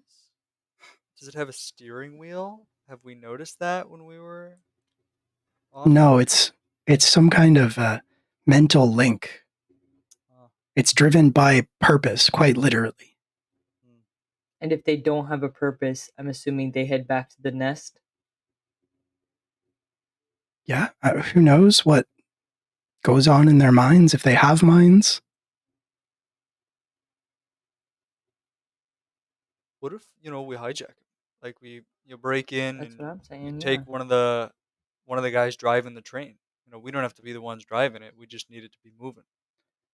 I suppose it's a possibility, but I mean, it's risky, and I'm not sure. I'm not sure how we'd go about it or what we'd be able to accomplish. I don't know. I'm not sure exactly what it is that we're talking about here. I know you're saying that you might have one that you can control, and fair enough if that's true, I suppose. If there's some kind of connection between you and that specific one, if Marius isn't lying about that, fair enough. The rest of them, I'm not sure. I think that's a lost cause. We don't need to control them. We just need to keep them off of us while we get up the spire. So even if it is as much as just killing as many of the drivers as we can so that people, if only so many people are authorized, then they'll Well, they have may an be- issue if they lose some of those people who are authorized. I mean, they may be if we cause a big enough ruckus, then I mean, I'd imagine they'd be distracted anyway. I guess if we targeted them, that'd be You one could option. try to just redirect them with your distraction. You There's could a reason plan why on- the mana rails would have to go to you instead of to us. We could try. you've been They would planning bring something in- for quite a while. What do you have in mind?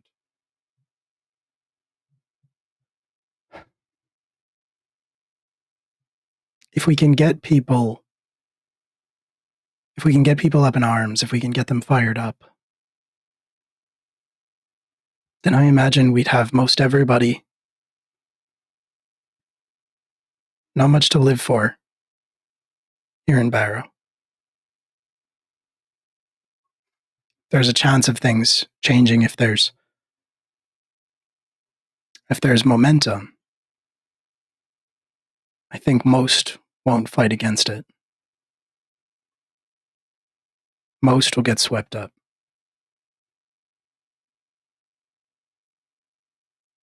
What comes after I can't speak to.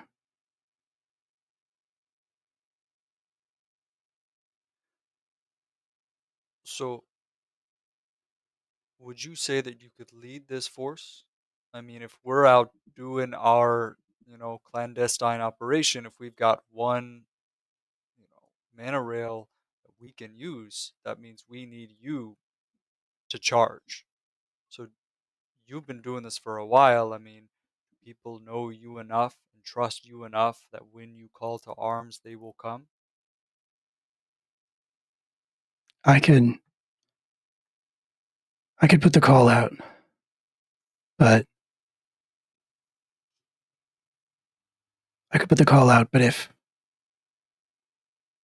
if you're going, and he looks at you, Kelly, if you're going up there, I'm going with you.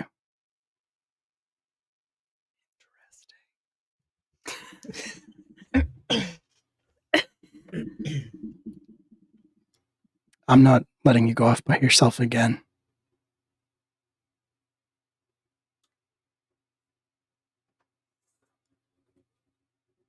All right, fine. Then when we go up, you'll go up with us.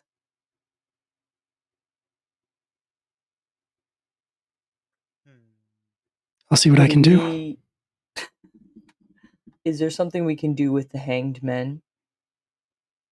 Down in the slums. There's enough of them, no? Could they not cause a ruckus themselves? Could we not sell them some sort of information? I think the issue there is that the dead won't care about a ruckus down in the slums.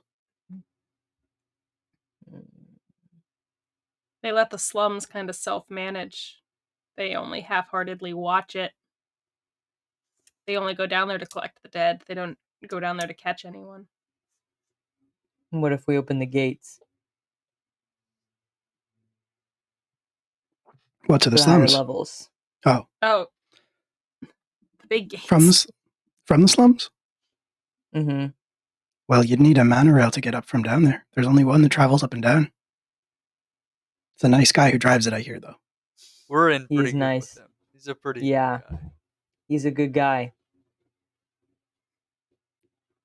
I think that'd be a big undertaking. And also, they're going to come looking for those. They're going to come looking for those two that we killed earlier. Yeah. What about taking over that monorail and getting people up here? The people in the slums, Max, the problem is the people in the slums aren't going to be as helpful as you think they are. They got down to the slums and that's a take care of yourself type of a situation. Even if you could, it would take days at the very least. Between traveling Marius. down there, convincing them to come up here, and then doing it. Marius definitely did not give us days. No, the clock is ticking. I feel like that once we get on our monorail, it's going to be hot speed directly to the top. So I think, I don't know, what if we called to arms tonight? Told everyone, look, get ready to get loud in the morning.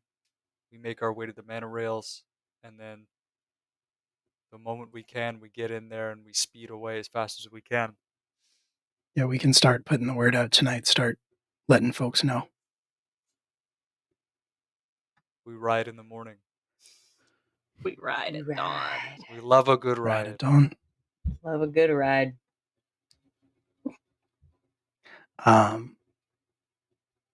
Yeah. And so it is.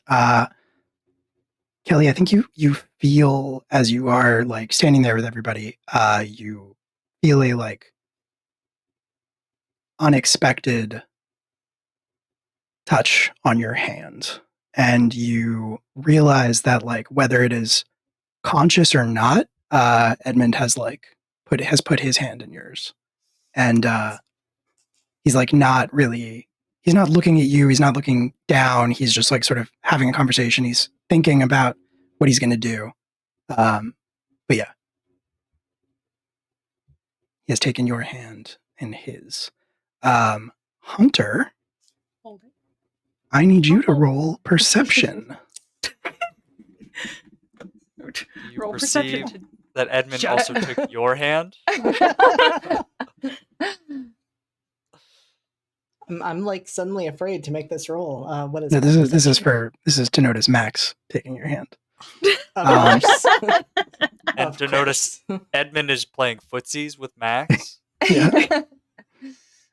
That is a 21. No, 22. Yeah. Jesus. Wow. Very good. Incredible. Yes, Incredible. you. Hunter sees everything going on. Yeah, but actually, All the dynamics. you get like a prickling on the back of your neck. You get an uncomfortable feeling of being stared at, and you look around the room, and you notice that there's this woman, this old woman, like on the other side of the room, sitting on one of the bunks. Her hair is very gray, long, unkempt, super tangly. She maybe has like 4 teeth left in her mouth. And she is watching you from behind this like tangled curtain of gray hair very intently. Just me or the entire group? You get the impression that she is staring very directly at you. And so I think upon noticing that, Hunter's going to look to Edmund and quietly ask, "Who is that?" And just kind of flick their eyes towards the woman. He follows the line of your gaze. You sort of jerk him out of his reverie, and he follows you. He follows the line of your gaze and says, That's old Dara. She's she's been through a lot, and she's not exactly all there, if you catch my meaning. But she's harmless.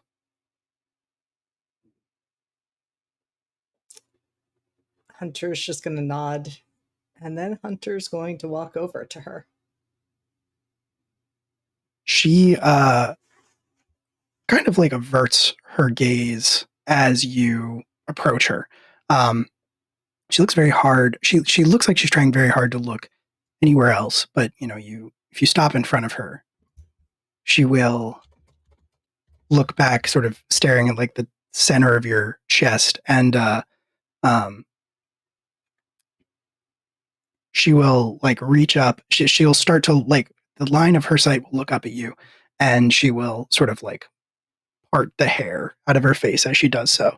I do want to say Hunter actually like approached her very calmly. Like it was not a confrontational walk. It was like walking up to a spooked horse. And in fact, Hunter probably would have knelt down so that they could be more on eye level. Yeah, you give her a sugar cube. Yes. And put it out of my pocket. Here you go. Yeah. Just yeah, she looks up at you. She sort of parts the curtain of her hair as she does so, and you can sort of see her eyes, which are very deep green. She's not quite crying, but they're watery. And she reaches out like a long, bony fingered hand to sort of like touch your face, and she stops just shy of doing it, and she says, "Oh, they got you."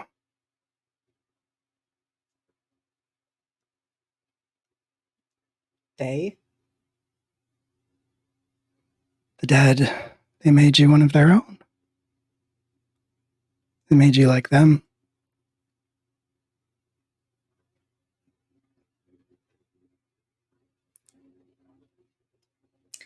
And I'm pausing because Hunter is kind of mulling over two responses that they could have to this. And I'm trying to figure out which one they're going to go with. I think the first thing that they're going to say is, "Oh, this, don't worry about this." That doesn't actually show what things are. Are you like you're indicating that they're like you're indicating you're talking about like your undeadness? Yes. Yeah. Okay. All right. She will smile, a toothless smile at that, and laugh a little bit. Be like, I should have known. Yeah, you're always so clever. Of course, it's a trick. I never. She looks confused all of a sudden. She says, "I mean, but it's been so long. Where did you go?" And Hunter's going to gently take her hand and say, "You're Dara, right?" Of course I am. Dara, who do you think I am? I know who you are, Hunter.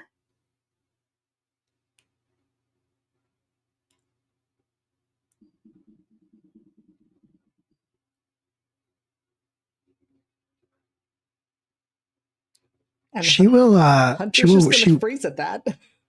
Yeah, and she'll reach out and she'll touch one of the patches of the bark-like substance on your body. And her eyebrows will knit again. And she says, What did they do? What is this? No one did anything to me. This was something I was gifted with.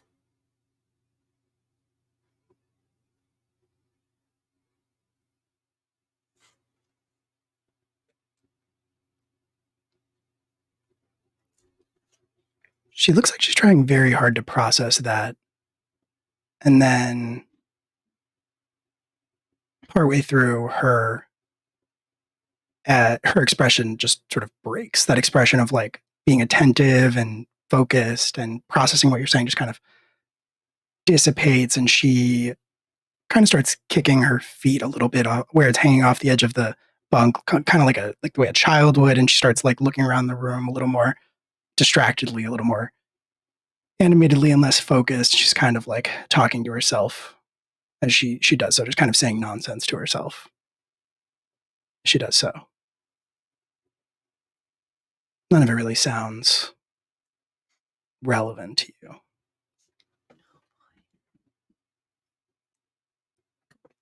And Hunter, who is also trying to process everything that is happening, lets that go for a few moments and then kind of squeezes Dara's hand and tries to bring her attention back to them. She will look at you, but not with the same recognition that she did before.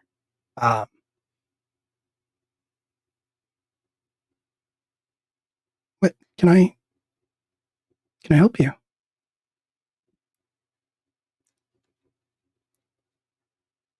It had just seemed that you recognized me for a moment, Dara.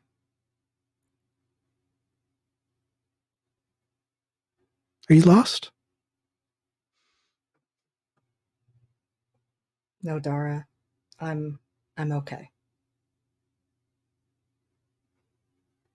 Do you need anything?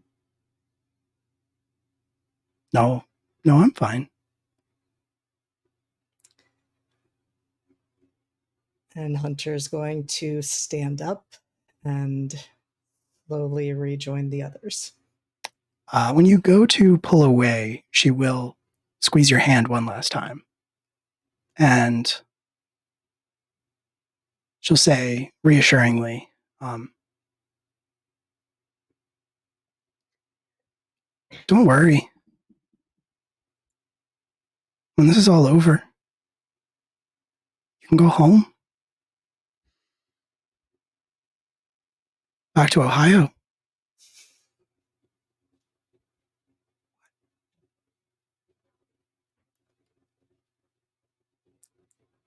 Ohio. Hmm? Nothing, Dara. Thank you. She'll let go of your hand. I think we should probably take a break there. Oh Anyway, so dear! we should blow a barrow. Who's with me? Just trigger all the Um, chunks yeah. of my soul scattered around the city like pipe bombs. Yeah. That's a sentence. We are going to go away for 10 minutes. We will be right back after that to continue playing. Some more stuff's going to happen tonight. It's going to be a good time. Don't go away. So much stuff is happening. So Don't go anywhere. We will see you in 10 minutes. Thanks for sticking around. You talk about Clemp? Yes. Soup guy Yes, Clem. Clemp knows what the people want. Oh, my Does. God. This guy likes Does? Clem. I'm gonna marry Clem. Sorry, Hunter. It's fine. Hunter understands. It's cool. I think Clemp gets a say in this. You got to propose. You have to buy him dinner at least. From him. You take him to his restaurant. Yeah. Well, he's I get a probably punch card at 10. I get to propose. he's probably, like all chefs. It's like it's nice to be cooked for once in a while when you're used to cooking for Yeah. everybody else. Here, let me I'll make cook you him- some I'll salty cook him some broth. Skyline chili. Every time he gets invited over, it's like, oh, you're going to cook the salt broth, right? And he's like, well, I guess. Well, Barbara, gosh. Let me cook the salt broth tonight, honey. Good old Clem. We're back. Hello, everybody. Thanks for sticking around. We're gonna dive right back into the exciting adventures in Barrow Good God. as we begin the uprising. The rest of the night, such as it is, Well, passes wait, fairly. Yes, sorry. Question. Go ahead. Does Hunter come back and tell us any Yes. of that? No, Hunter That's a good definitely question. comes Okay. back and tells you all of that. We're all sleeping in the same bed. And Hunter's in the middle. Exactly. Just bring the plan to us. It's a bunk bed, but we're all on the same bunk. That's right. It's a bunk bed. We're all on top. All tops. like the blanket pulled up to your necks and just your head Yeah. sticking out over it. Yep. Yeah, so Hunter definitely relays that entire conversation Cool. and is like, I did not recognize her. I have Knew no about idea. Ohio? who she is, but she recognized me. Well, yes, she's Dara, but she knew my name. And she seemed very upset, both about, well, the undead piece, but she also, and Hunter touches the bark and says, and she was upset over that too. And then she said something equally as weird. Oh no, we lost Corey. I think Corey just Froze? turned That's his My camera camera off. froze, Oh. so I was trying to Okay, reset cool. it. Gone. Then she said something, I guess, as weird or even weirder. She said when this was all over, I could go back to Ohio. Well, Marius said he wasn't from here originally. And the Madam Spider also said she was not from here originally. Which makes that not weird. But what's weird...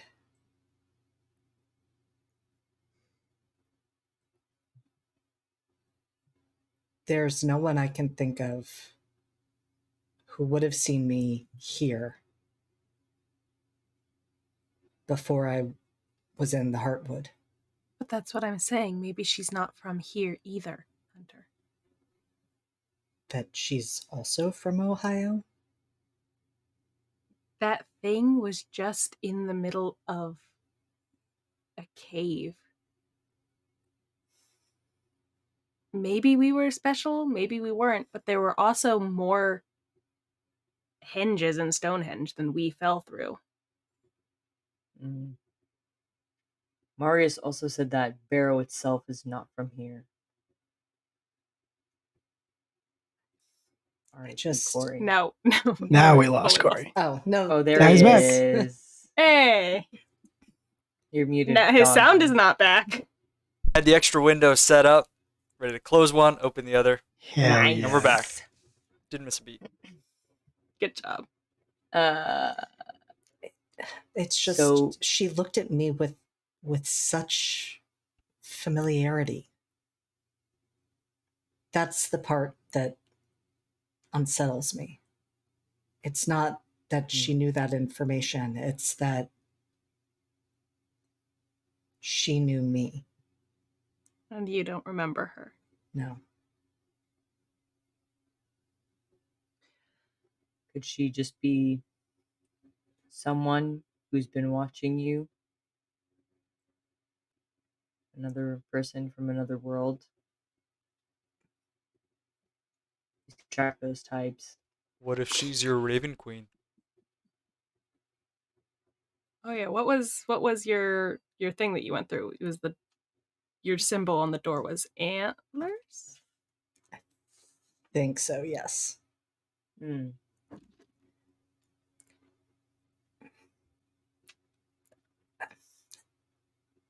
I guess I just always assumed that if there was someone out there for me, like the Raven Queen is for Max, that would have been a part of being with the Orn and undergoing the ritual of the Ornok. And the fact that that seemed to unsettle whoever that was.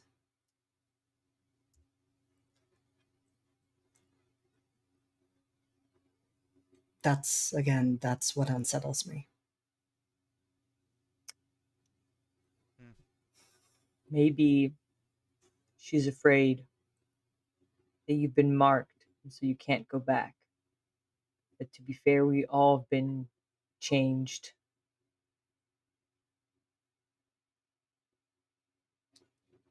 That's the thing. I don't even know if I want to go back.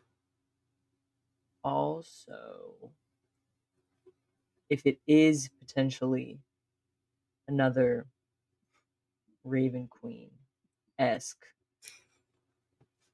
There was a veiled woman.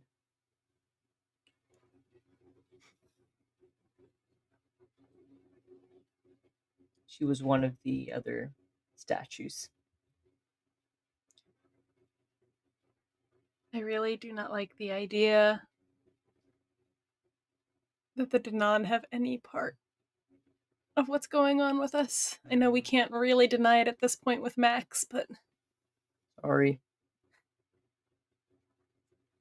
These Didn't were really not- have a choice there, did I? no, I know that. I'm just saying. It would make sense, though, especially since the head seems to be so afraid of the Danon. And he said that 10 years ago he started freaking out, no? The last decade, yeah. Maybe they've just been growing in power since they brought us Maybe over. Now it's time to make the move. when we crossed, they crossed too?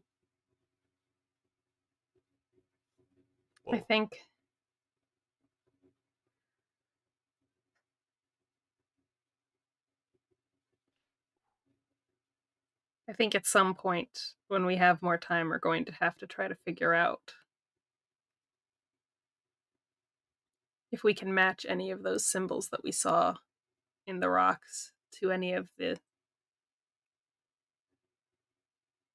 other figures. But What was your symbol? Oh, it was an abacus. Do you know what that is, Max? That's a big bird, right? No. Nope. Bad luck for sailors. I'm pretty sure it's a big bird. think It's one of those like big birds. No, I think an you're thinking of an albatross. Abacus. So It's close, though. Super close. No. It's for math. Oh, Dumb. Yeah. so like a calculator, like Like an ancient calculator, yes. that doesn't make sense. They didn't have calculators back then. It's what they had instead of calculators, Guys Max. got it all figured out. I don't get it. Okay. Were yours antlers, Hunter? Mhm. Mine was a closed fist. What was yours, Max? A bird. It's pretty dead on. Ryan's was a sword, Close. he said, didn't he? Well, Righteous. I do have the list here of all the statues. Was Ryan's a sword? I'm trying to remember what You his tell us, was. Ralph. Oh, wait! The symbol that he saw. What? Ryan's was Well, a this- spearhead, I believe. It was a spear. I remember it was some Can kind of a we- weapon. Yeah. Well, let's have this discussion, but then also, can we open Ryan's journal? Has he written anything new? Oh yeah, we haven't What- checked that in a while. Forgot Well, about that's not how that works. But that. you can flip through the journal if you want to. Yeah. But first, all right, everybody, let's match you up in case that's what's going on. This is what we do Stag. before we go to sleep. Wow, my notes on these gods are not that thorough. Do you want to roll history? Would somebody like to roll history? I'd love to. My history is -1. So I'm Yeah, gonna it roll should- it. It should not be me. I'd like to roll it with advantage by taking one out of the pool. go for it. Fair. Could be important. Yeah, No, I'll it's roll. 18. That's That's pretty insane. good. Julie, are you also using advantage? I'm not going to use advantage. I'm just going to roll it Okay. regular. Which is just flat, but... I heard that meow. Are you okay, I thought you crit. Raph? You okay? Raph, 16. Is everything good over there? These are very Sorry, good. I'm looking at my list of statues, and Are you assigning? I'm slowly assigning. Roll 20 has conspired. Did you guys hack Roll 20? Is that what happened? Don't What did you don't do? act don't act Knocking cute, on Will, wood because you over know it's here. just doing this. It's just doing this until we get into combat, and you know It's it. That's true. I'm just saying I don't It think you loves failed any role-playing. rolls since we started this session. Knocking on wood. So, God, the audio editor and me is just like, please stop hitting your desks. Sorry. Please stop hitting your desks. Don't taunt us like this. That's fair. It's my fault. Okay. So I don't know how you want to do this. You've got a bunch of good rolls on your history check. Max, you got very excited. Do you think you have something figured out? Would you like to? Well, if our current theory is that we're being matched up with at least some of them, some of the people, because there's more of them than there are of us. But there was a armed warrior who held a spear. If Ryan's was a spear as well, perhaps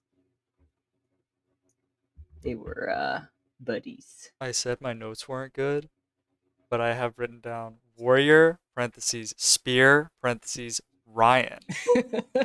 Shit's been right in front of us the whole time. Yeah. Those are very good notes. The rest of my Amazing. notes are terrible, though.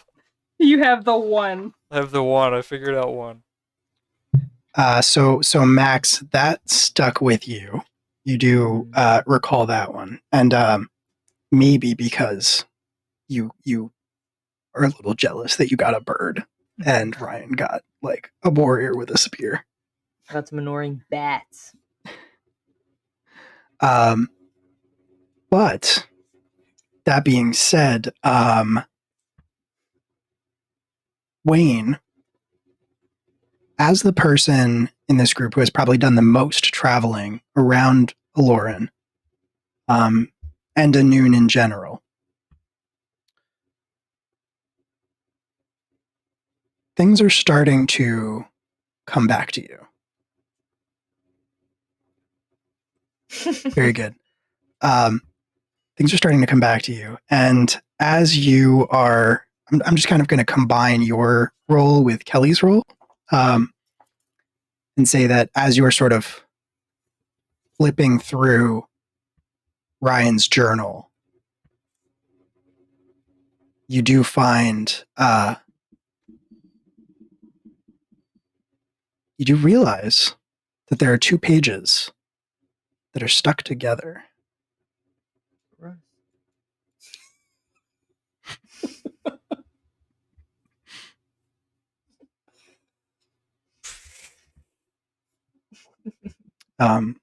You separate them, and it becomes evident to you that the reason why these pages are stuck together is because Ryan did not wait for the ink to dry before he shut the journal after he wrote this. It looks like he wrote it and then got up and left in a hurry. And these are the last 2 pages in the journal. It occurs to you that you may be looking at the last thing Ryan ever wrote down before he died, before he walked out the doors of the library, saw you all, told you that you were destined to save the world, and then was killed. Because the ink has not fully dried, because the pages have been stuck together for so long, it's a little smudged. It's a little hard to make out, but you do see what looks like 2 lists written down. And you do see connections between them. Several of them look like they have been redrawn several times. Like Ryan wasn't exactly sure. You could see faint lines of connections that were erased, redrawn, scratched out. But what you are able to make out with your very excellent history rolls are some names. One of those names is the Morrigan. And there is a direct line from the Morrigan to Max Miller. Interesting.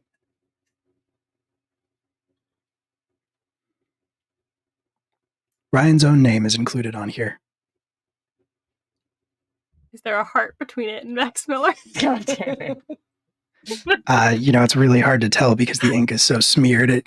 There's something there. Maybe it was a heart. It's really hard to say. Probably a skull. But how did he Maybe. dot the I? Is it a little? Ryan only writes uppercase I's. Like a Never know. psycho. Everything else is lowercase. Mm-hmm. Yeah, just I's. Ryan's name is down here as well, and there's a connection to another name. You were probably not certain how to pronounce it, but it is spelled Lugh.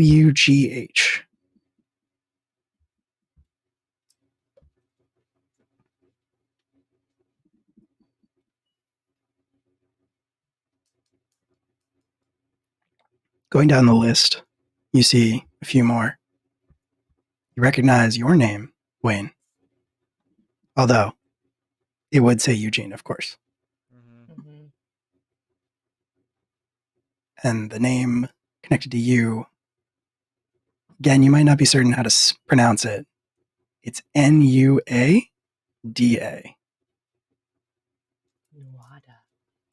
They're all Irish. I do know these. Hunter is on here. The name connected to Hunter, you're pretty sure, though it's hard to tell again because the ink is so smeared. Dagda.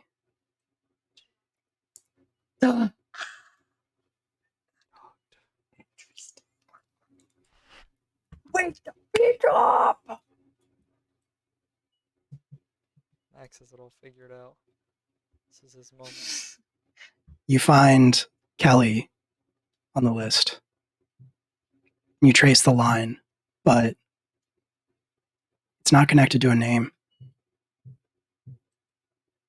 There's nothing there. There's maybe it said something, but it was written very faintly, and it is not legible now. It was not written the way these other names were, with like the assurance that they're correct.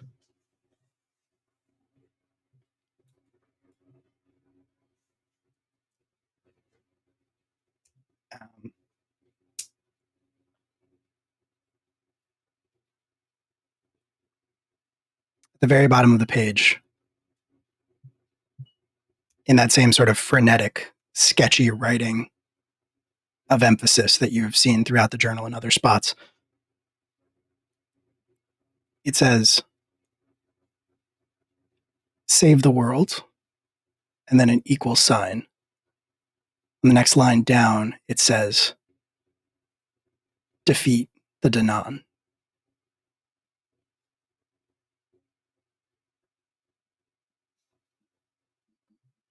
And then the word destiny underlined 3 times.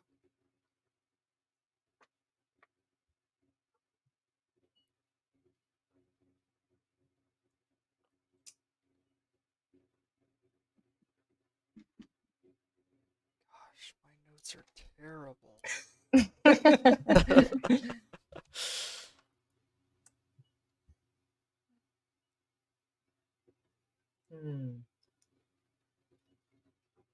Did take good notes. It And was that is written a couple the times. One of them was save. So, destiny equals kill the Danan equals Mhm. save the world. Mhm. Destiny equals Save Serve the Danon. Danon. Serve the Danon. Mhm. Equals save the world. There were a bunch of different options written out on a different page. This is the first page you've seen that seems to have a definitive version.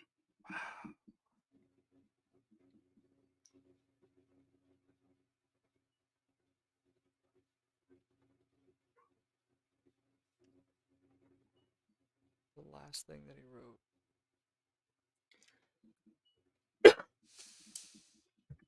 Should have written it clearer. And at the very bottom of the page, it says Ryan Beckinsale, starting QB, class of 89, with like his jersey number. Woo! Wayne can't help but woo. Shh, people are sleeping. Oh.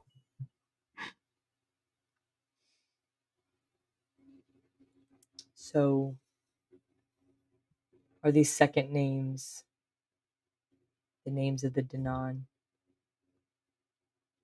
who align with such God? It maybe they're like the closest thing he could make sense of.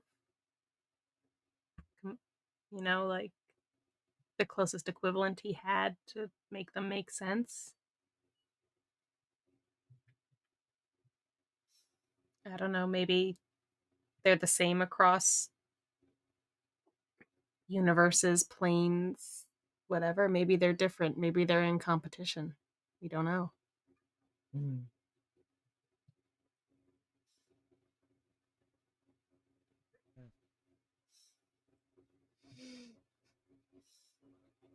Maybe after we've defeated the head and we have freedom of movement across the city, we can find whatever they did with Ryan's body. Maybe we can find out more, but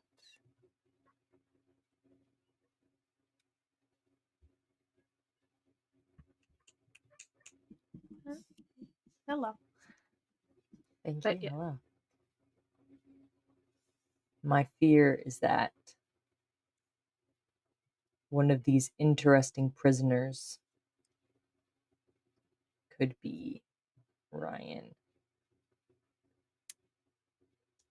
I did have that thought. I didn't want to speak it into existence, but I mean, yeah, I'll that kill was him if we have to.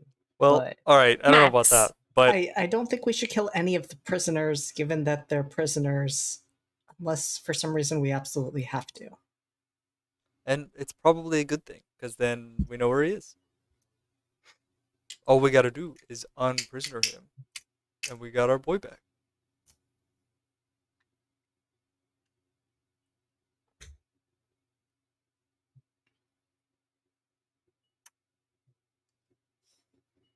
so what now?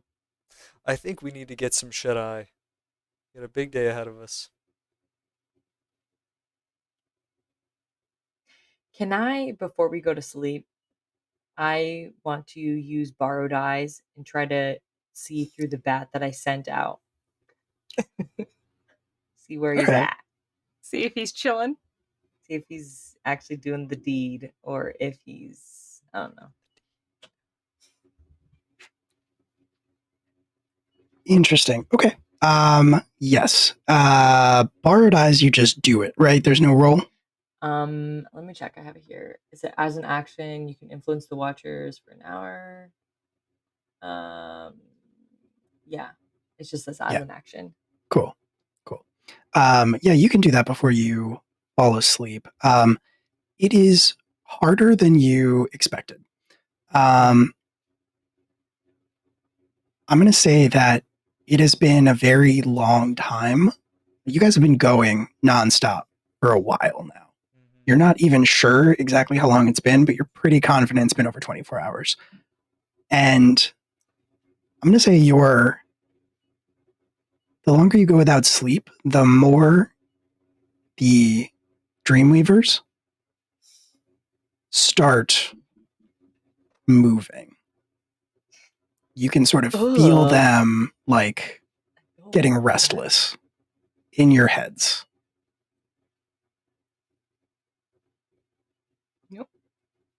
Going to sleep, letting Yeah. them eat. But Max, yeah, you are able to sort of like push that to the side and then refocus on your borrowed eyes. You are not sure. You're not sure where the bed is. You don't get a sense of Marius. You're actually not 100% sure it's even in Barrow.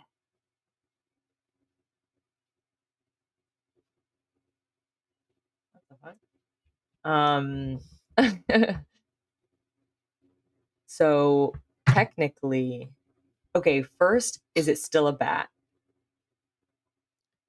You would assume, because you normally have visual, like you normally have visuals when you do this through the ravens. And now I have with the echolocation. Yeah, basically. So you kind of get a So what sense do of I what's see? around it. That's the thing, is like you don't see anything technically, but you can't really place where it is. It is not, it is in motion. You know that much. It's in motion. So borrowed eyes also oh no, that's dread presence. Never mind.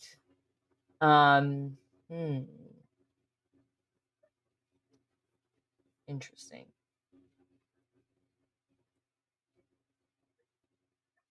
And the rest of the bats are Wherever, with me. as far as you know, yes. They're out there somewhere. Yeah. Now, the longer you stick with this, as it moves through the air, that echolocation sense of where it is starts to fade away, and your eyesight returns.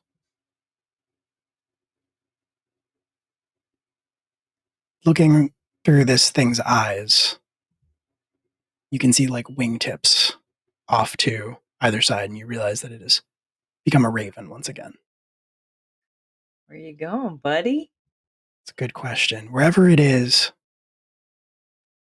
it doesn't look like the city. It doesn't look like any part of the city you've seen. It doesn't look industrial or urban or anything like that. Wherever it is, it looks cavernous, and it's just kind of winging through the air.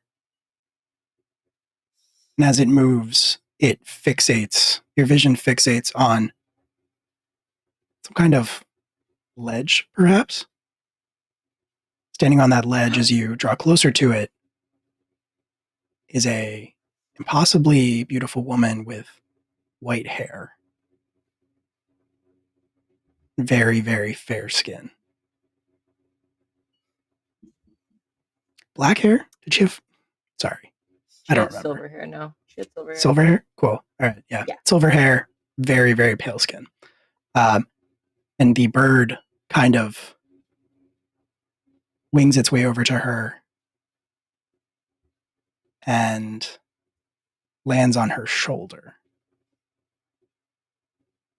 You're kind of experiencing all this from the bird's perspective. She reaches up and she kind of like just barely sort of touches the tips of her fingers to the bird's head, kind of like petting it very gently. And she says very quietly, in a very soothing tone, you're not exactly sure who she's talking to as she says it, but she says, there, my child. Rest. Regain your strength. You'll need it.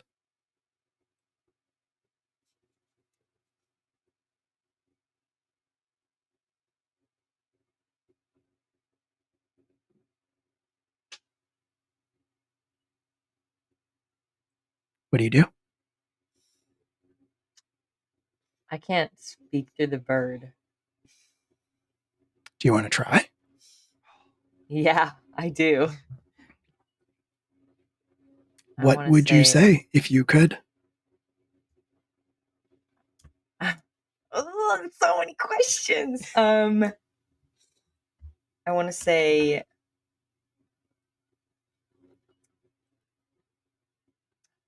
okay, let me think about this for a second.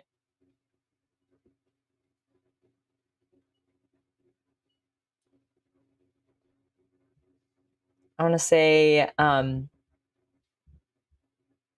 where are the rest of you?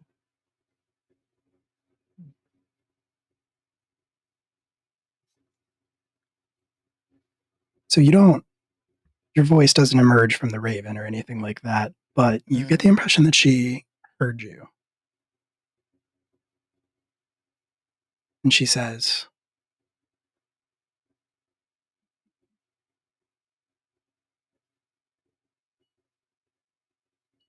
that I will tell you for free, because you are so dear to me.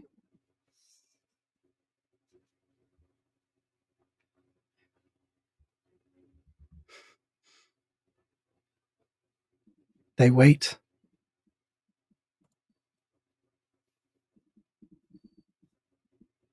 Growing stronger every day.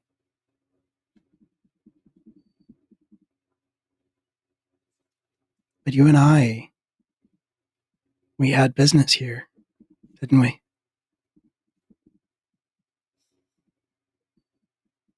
In the dead city. They don't think that we're strong enough.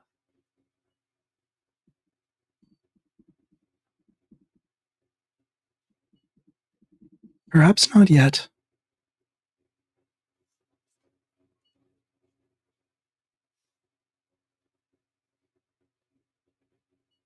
There is a touch inside you.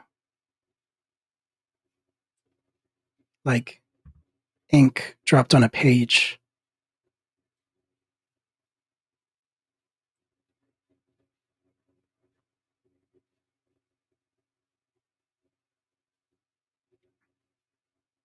But we can make it grow.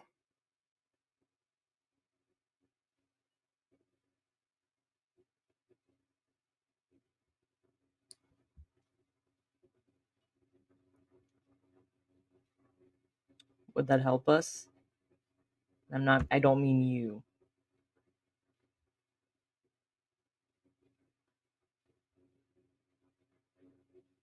Would that help my friends in the city? It's the only way to help your friends. Okay. You have the ink. So what are we writing?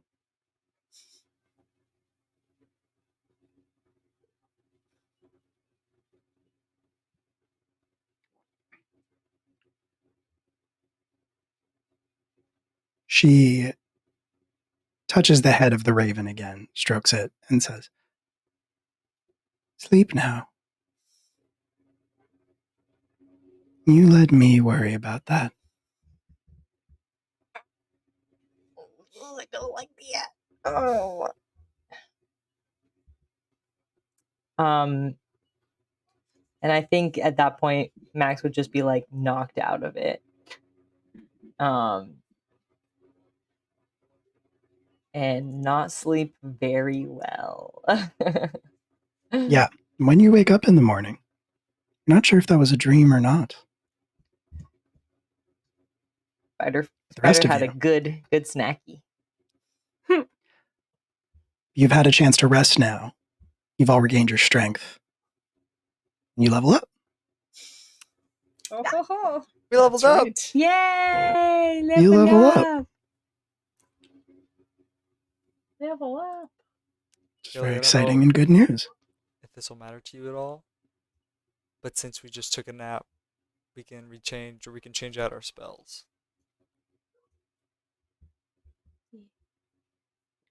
That is true. Just in case. You want to swap something out.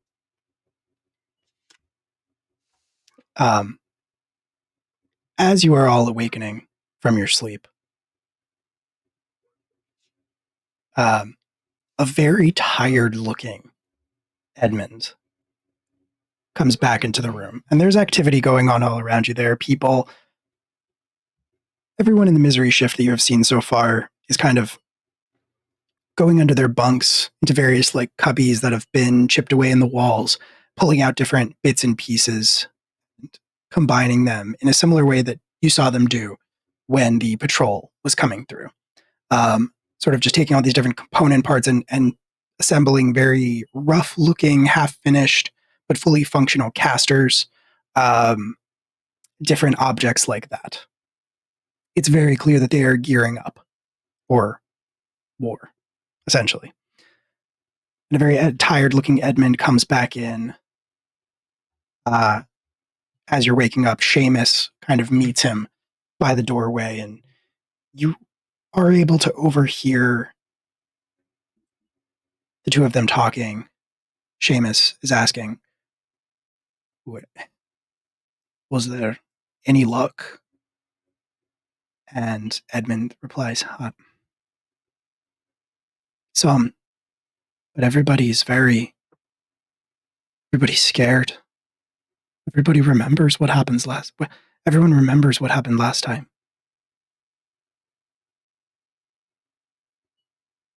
I think they're hesitant to trust me again.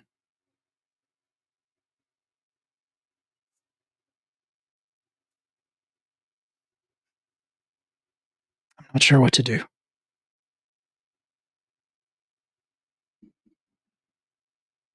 Wayne, you might need to make a speech.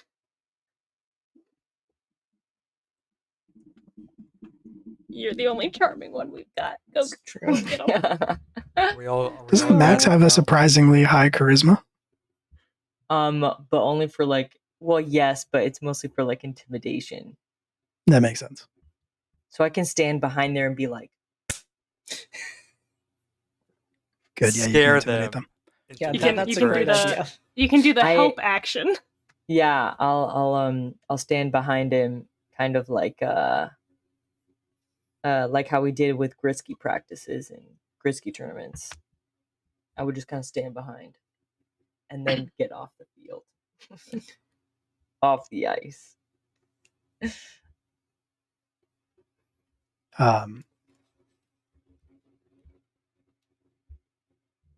Max.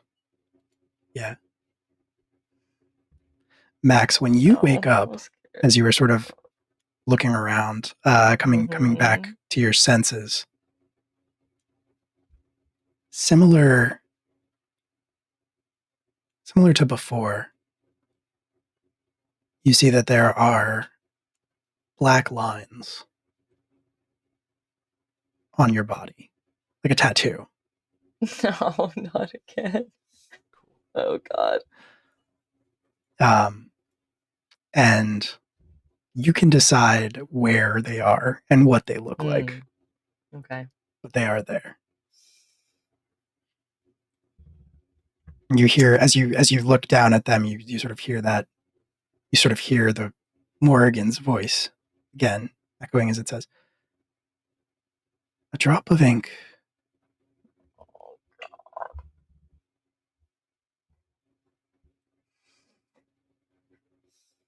Okay. Wayne, are you speaking up? Yeah, I'm gonna cover up. Yes. All right, everyone, gather around here. Gather around. Edmund looks quizzical, and he kind of looks at you and he sees you in a new light, and he says, "Wayne, would you be willing to speak to them, to the workers?"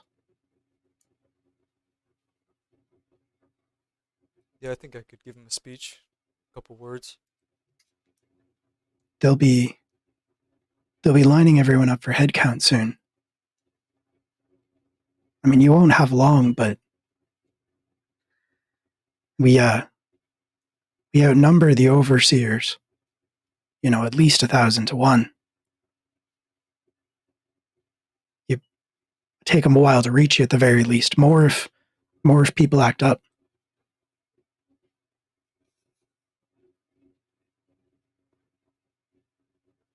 We need Wayne to incite a riot.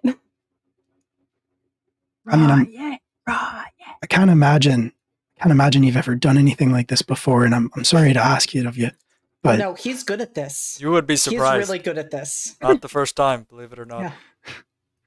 It's one of the first things he did when I ran back into him. It's true.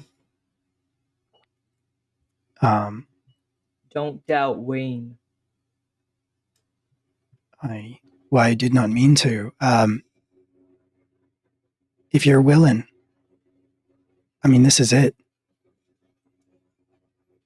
And sure enough, as he says that, you hear a whistle split the air. And almost hypnotically, everybody stands up and starts heading out. But the Misery Shift members, you see them hiding weapons wherever they possibly can on their person. Edmund himself, everybody's wearing those like worker smocks, but underneath those, pretty much everybody in the Misery Shift has like geared up.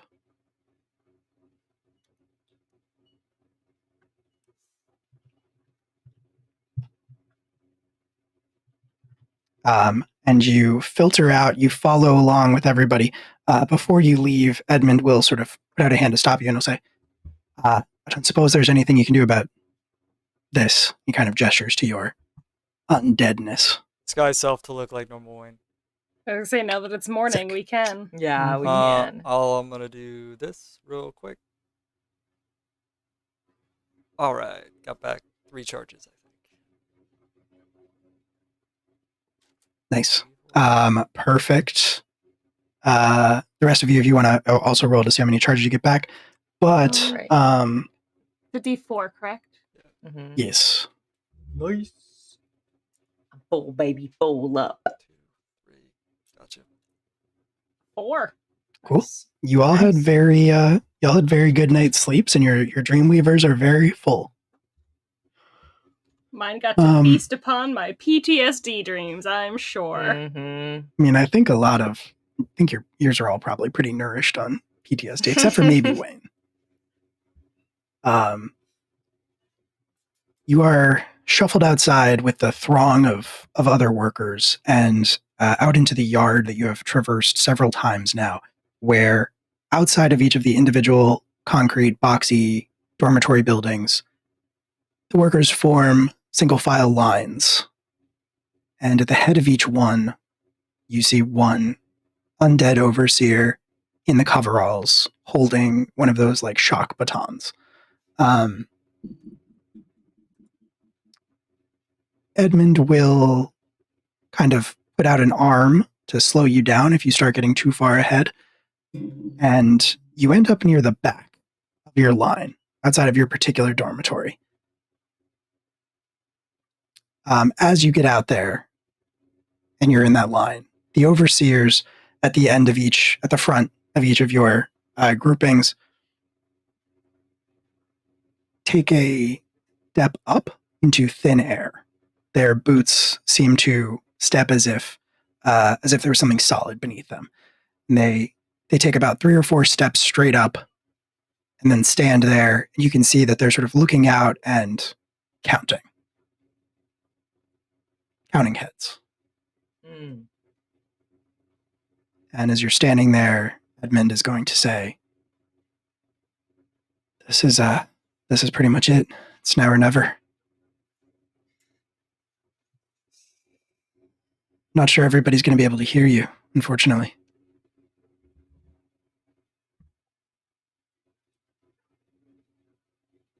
How many mornings? How many days? How many weeks? How many years? How many decades have you stood in this line? Will you stand in this line? How many generations of fathers and sons and daughters have stood in this line? For what? For them to use you to make trinkets? For them to use you to make objects to make other lives easier? When does your life get easier? When do they stop counting? Never. Not so long as you stay in this line. So on this day, make it be the last one you stand in this line. Come with me. And riot. And then wand of pyrotechnics, I want to blow a firework right into one of the counter's eyes. So it's not like it doesn't have any, combat effects, but I just blew a firework up in his face. Yes, absolutely. Am I misremembering it, or did you have a magic item that makes you louder? I did, now that you mention it. Okay, I thought so. We used this in the first riot. Yeah. Same kind of deal. It was, what's his name's? Mansardane? Mansardane, it was his microphone. Mansardane. But I'm assuming you kept it, obviously. sure, Because why my back wouldn't you? pocket. We ripped it off of him after Max beat him up. You did. And it's yours now. But as soon as you start talking, the people are like looking back at you. All of the workers in your line start looking back at you. And I imagine like pretty much right away, as soon as you start, the counter who's standing up at the front, the overseer, like loses count and gets frustrated and says, quiet back there. Made me lose my count. And as you keep talking and you start using the thing to amplify your voice, the microphone to amplify your voice, he starts trying to walk across over the heads of the workers to get to you. I still can't quite tell who it is that's talking, but as you're getting louder, more and more of the workers in their lines and their groups are looking over at you. As you're building up to this, the misery shift, like, you asked the question about, fathers and daughters and everybody dying in that line. Seamus will call out, not quite as loud as you, but loud enough, I'll call out and I'll say, my dad died right here. And, there are cries of assent, cries of agreement coming up as you were saying this. And I'm going to need you to roll a check. Absolutely. With advantage. Of course. Persuasion? Yes. Can I give him the help action with He has advantage. Oh, gotcha then. Yeah, he does. Yeah, because of the role play. Yeah. 22. Roll 20. Roll 20. Roll 20's role play, it was. baby. It was a sick-ass speech. It enjoys a sick-ass speech. You come to the end of it right as the overseer's halfway to you, and down the line you can see more of the overseers as the workers in those particular groupings in those lines are starting to speak up too, or starting to make noises of agreement with you, starting to move in place and get out of their line order. You see the overseers kind of also trying to walk out over them. And as you're finishing up your speech, your particular group whips into a frenzy and they drag the overseer down out of thin air, and he disappears into the crowd.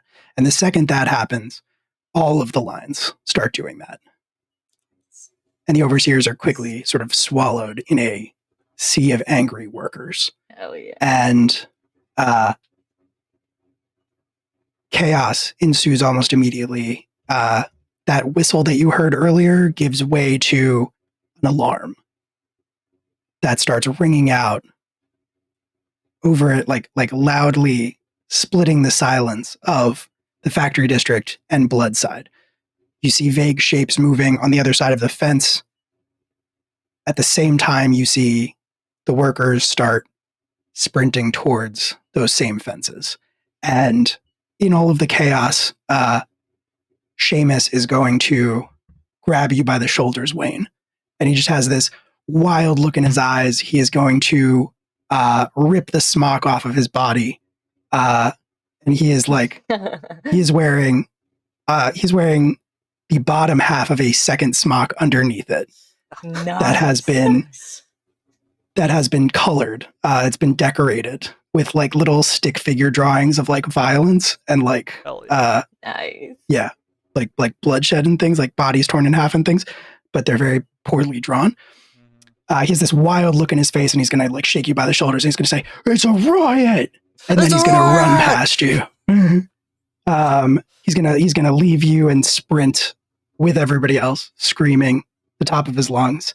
And in the ensuing chaos, it is just the four of you and Edmund left standing there. Edmund at that moment is going to also pull his smock off. You can see underneath he's wearing that like chainmail shirt. Like there's some leather armor pieces that he's wearing over that. Into the Manorel nest we go. Let's get to it. Let's do it. Let's go. Let's go. You move out of the you move on the heels of the mob as they hit the fence and tear it down like it is nothing, like it is paper. And all of the figures that you saw gathering on the other side of it, just kind of standing there dumbfounded watching this. The second the fence comes down, they turn and they flee. They run in the opposite direction for their lives. The riot spreads beyond. It spills out into the streets of Bloodside, and chaos ensues. Things are getting thrown through windows. You see a group of them heading for the wagon yards, where you know all of the meat wagons are parked. And leave Dahlia alone. She's a master for work. Dahlia's on the mid-level, so it's probably fine. It's gonna be a while for but them to her. True. Yeah. But they're gonna get to her. They will definitely get to her. Yeah, riots are happening.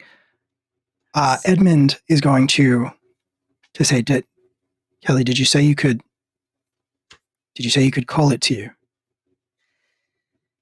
I'm supposed to be able to. It's got a piece of me. We reached out yesterday, and I think I can. I think I can reach out to it. All right. It's now or never. I will use the aid action if I can. Or help. Okay. Do the same kind of idea. One hand on both shoulders and just wink at Max, and then like pulse through Kelly's body a divine sense, like outward. The real question is, does Max think this is like a teamwork thing, and then like also put his hands on Kelly's shoulders? I was just thinking that, except for I think I'm just gonna stand on one side, put my hand on top of Wayne's hand on top of Kelly's shoulder, and then just look at Hunter like Hunter's already moving before Max even looks at them. So I feel like they both move into position at the same time. Yeah. Friendship. Friendship. All right, roll with advantage. And I think quad advantage. Arcana. Yeah, that's what we used last time. Yeah. So.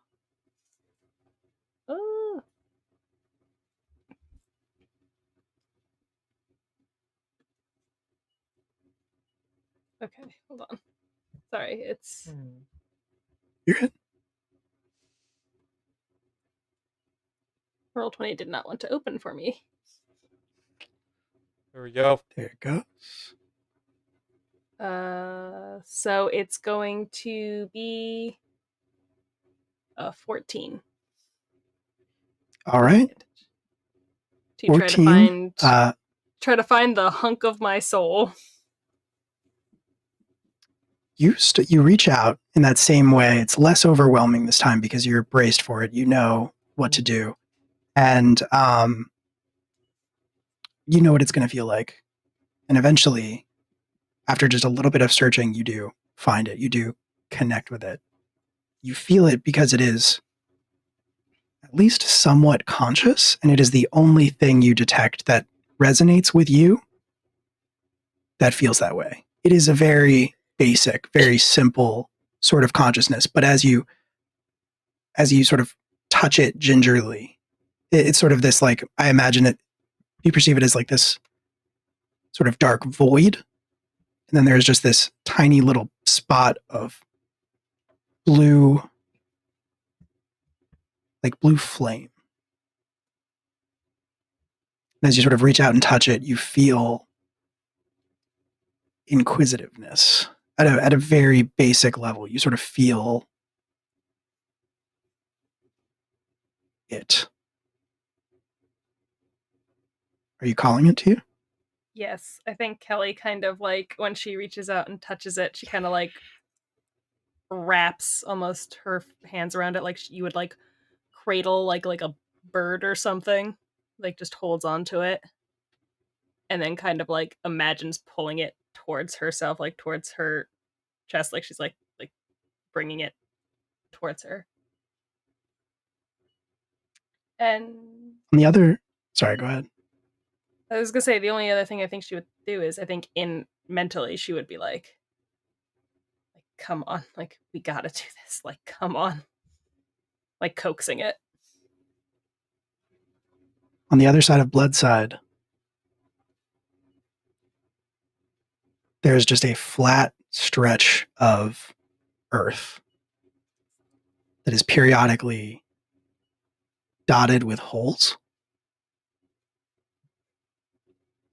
Underneath the surface, there is this writhing mass of iron and legs as all of these monorail, all of these sort of centipede-like train cars just sort of wrap around each other, forming a ball, and out of the surface, out of one of those holes, all of a sudden, explodes one of these things, surging across the ground on its many sharp, segmented legs as it sort of hits the edge of that earth. As it sort of hits the edge of that earthy patch, it launches itself off of the ground and Oh my God. catches, sort of twists in midair, catches itself on one of those graded walkways that crisscrosses the entire city and starts surging across the city to reach you. As the riot rages on all around you, as it begins to escalate and the alarm continues to sound, and people flee as Bloodside is ostensibly destroyed. All of a sudden, with a heavy thud that shakes the ground, your mana rail drops from the walkway above you and lands directly in front of you. Its eyes, its yellow sort of headlights that approximate eyes, fix on you. And its graded front separates into 20 tiny mandibles in the way that you have seen before, showing its like furnace center. It is intimidating. And then it sort of settles back down on its legs. The mandibles kind of close, forming that grate again. And with a hiss, the doors slide open.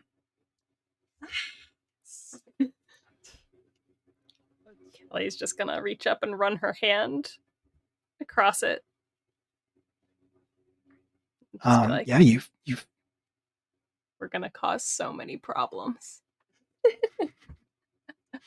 you feel a sense of familiarity, of recognition as you do so, and you board the train as Edmund's sort of standing there slack-jawed, staring at this like, God.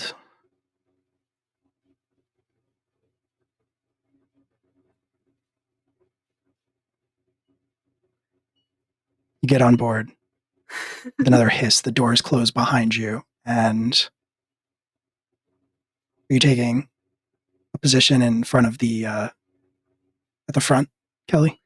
Yeah, I think she stands kind of where she's seen the other operators stand at this point. Though she's operating much more intuitively with it, I think. because she can still you feel don't that. you don't know what it feels like for the operators when they do this, but yeah, for you, that sense of familiarity kind of gives way to another sense of inquisitiveness, like it's awaiting purpose. It's awaiting your will. And I think Kelly's gonna stand there and kind of reach out again and touch it with both hands and say softly to it, it's like, we're going all the way to the top. We're gonna rip that monster's head off. And all of that anger and fear and rage from the last forever, just right on in there. It goes from a dead stop to a speed you are not even able to calculate. Like it is beyond 0 to 60. And it hits the closest building and just starts scaling the side of it with no heed for the fact that the segmented sharp legs are just kind of punching holes in this. Windows are breaking, bricks are being torn out, and it hits the top of that building and it leaps to another one. And eventually it reaches one of those towers that goes up and it just starts winding its way around that tower. And you disappear into the mid-level, but it doesn't stop there. It continues to climb. When it runs out of tower to wind around, it leaps to another one. It crosses buildings. It uses those walkways to get where it needs to go. And you pass the mid-level. You cross over into the upper floors. And as you do so, Max, Hunter, and Wayne, you notice out of the windows, out of the back windows in particular, that you can see other mana rails converging on your position, chasing you. Here they come. Let's get it. And that is where we're going to call it.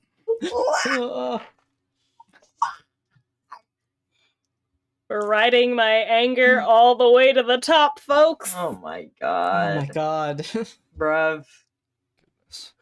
They put your soul in a subway centipede, dude. They did. Yeah. He put my soul in a subway centipede and he enjoyed it.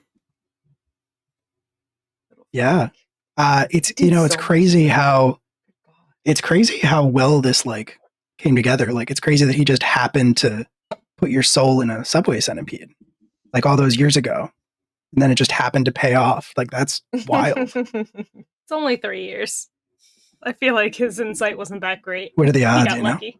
Well, when your soul's been put Maybe, into so many different things, like Kelly's soul is also in like a fire hydrant and like Like a literally at this Segway. point, I wasn't kidding. At some point, I'm pretty sure if I just get mad enough, I could probably just start blowing chunks of my soul all over the city. Nice. Hell yeah. That is possible. Only one way to find out. Gotta come back. Okay. next time. Well, Next time. yeah, come back in 2 weeks to find out what happens there and possibly the conclusion of our time in Barrow. We'll see how it shakes out. God. You scared me for a second. I was like, Yeah, I not our heard that. conclusion of our time together. I heard that. I was like, I won't go back to Ohio. I won't. I won't. Ohio sucks. No, not that. Never that. All right, cool. Well, yeah, come back in 2 weeks if you'd like to. We are going to call it a night here. Thanks so much for hanging out with us. If you have caught us streaming before, if you joined us for the first time tonight, we really appreciate it. If you followed, donated, subscribed, any of that, just like chatted with us, it really means the world to us because like we wouldn't be able to do this if it wasn't for you. And everybody who pays us any attention and any mind whatsoever. Thank you so much to everybody who donated tonight as well. We are super excited to support the International Rescue Committee, who's doing really great and important work. And we are, we're just super happy. Things are going well. If you want to catch us doing more stuff, we are going to be streaming The Mercy of Time tomorrow night, which is one of our Wildcard Wednesday games. That is a shorter run. I believe we only have 2 sessions of that left. I am a player in that. If you like 5e and you liked this game, come back tomorrow night at 8:30 for the second to last session of that. And then we are going to be quiet until Sunday, when we are going to be recording the next 2 episodes and the start of a brand new arc of Academy H, which is our Masks actual play podcast. And we will be joined by our friend Amber, who is going to be the first guest star of Academy H. And we are very excited about that. Yes, we have not done that yet, but they're going to stick around. They're going to join us for a full arc. So 4 episodes, 2 recording streams. If you want to know more about that and know what's going on, you can follow us on the socials. We have a bunch of them. Twitter is like the main one we use if you want to know what we're up to. And then you can also join the Discord community, which is a great place full of great people. We would love to have you be a part of it. Speaking of Amber, we are going to disappear for a second, and then Amber is actually streaming. So we are going to raid them and say hi. And yeah, just be pals and say we sent you. So yeah, we're going to disappear. Don't go away. We're going to hop right over into the raid. Thanks again for hanging out with us, and we will see you maybe tomorrow night, definitely in 2 weeks for more class reunion. Say goodnight, everybody.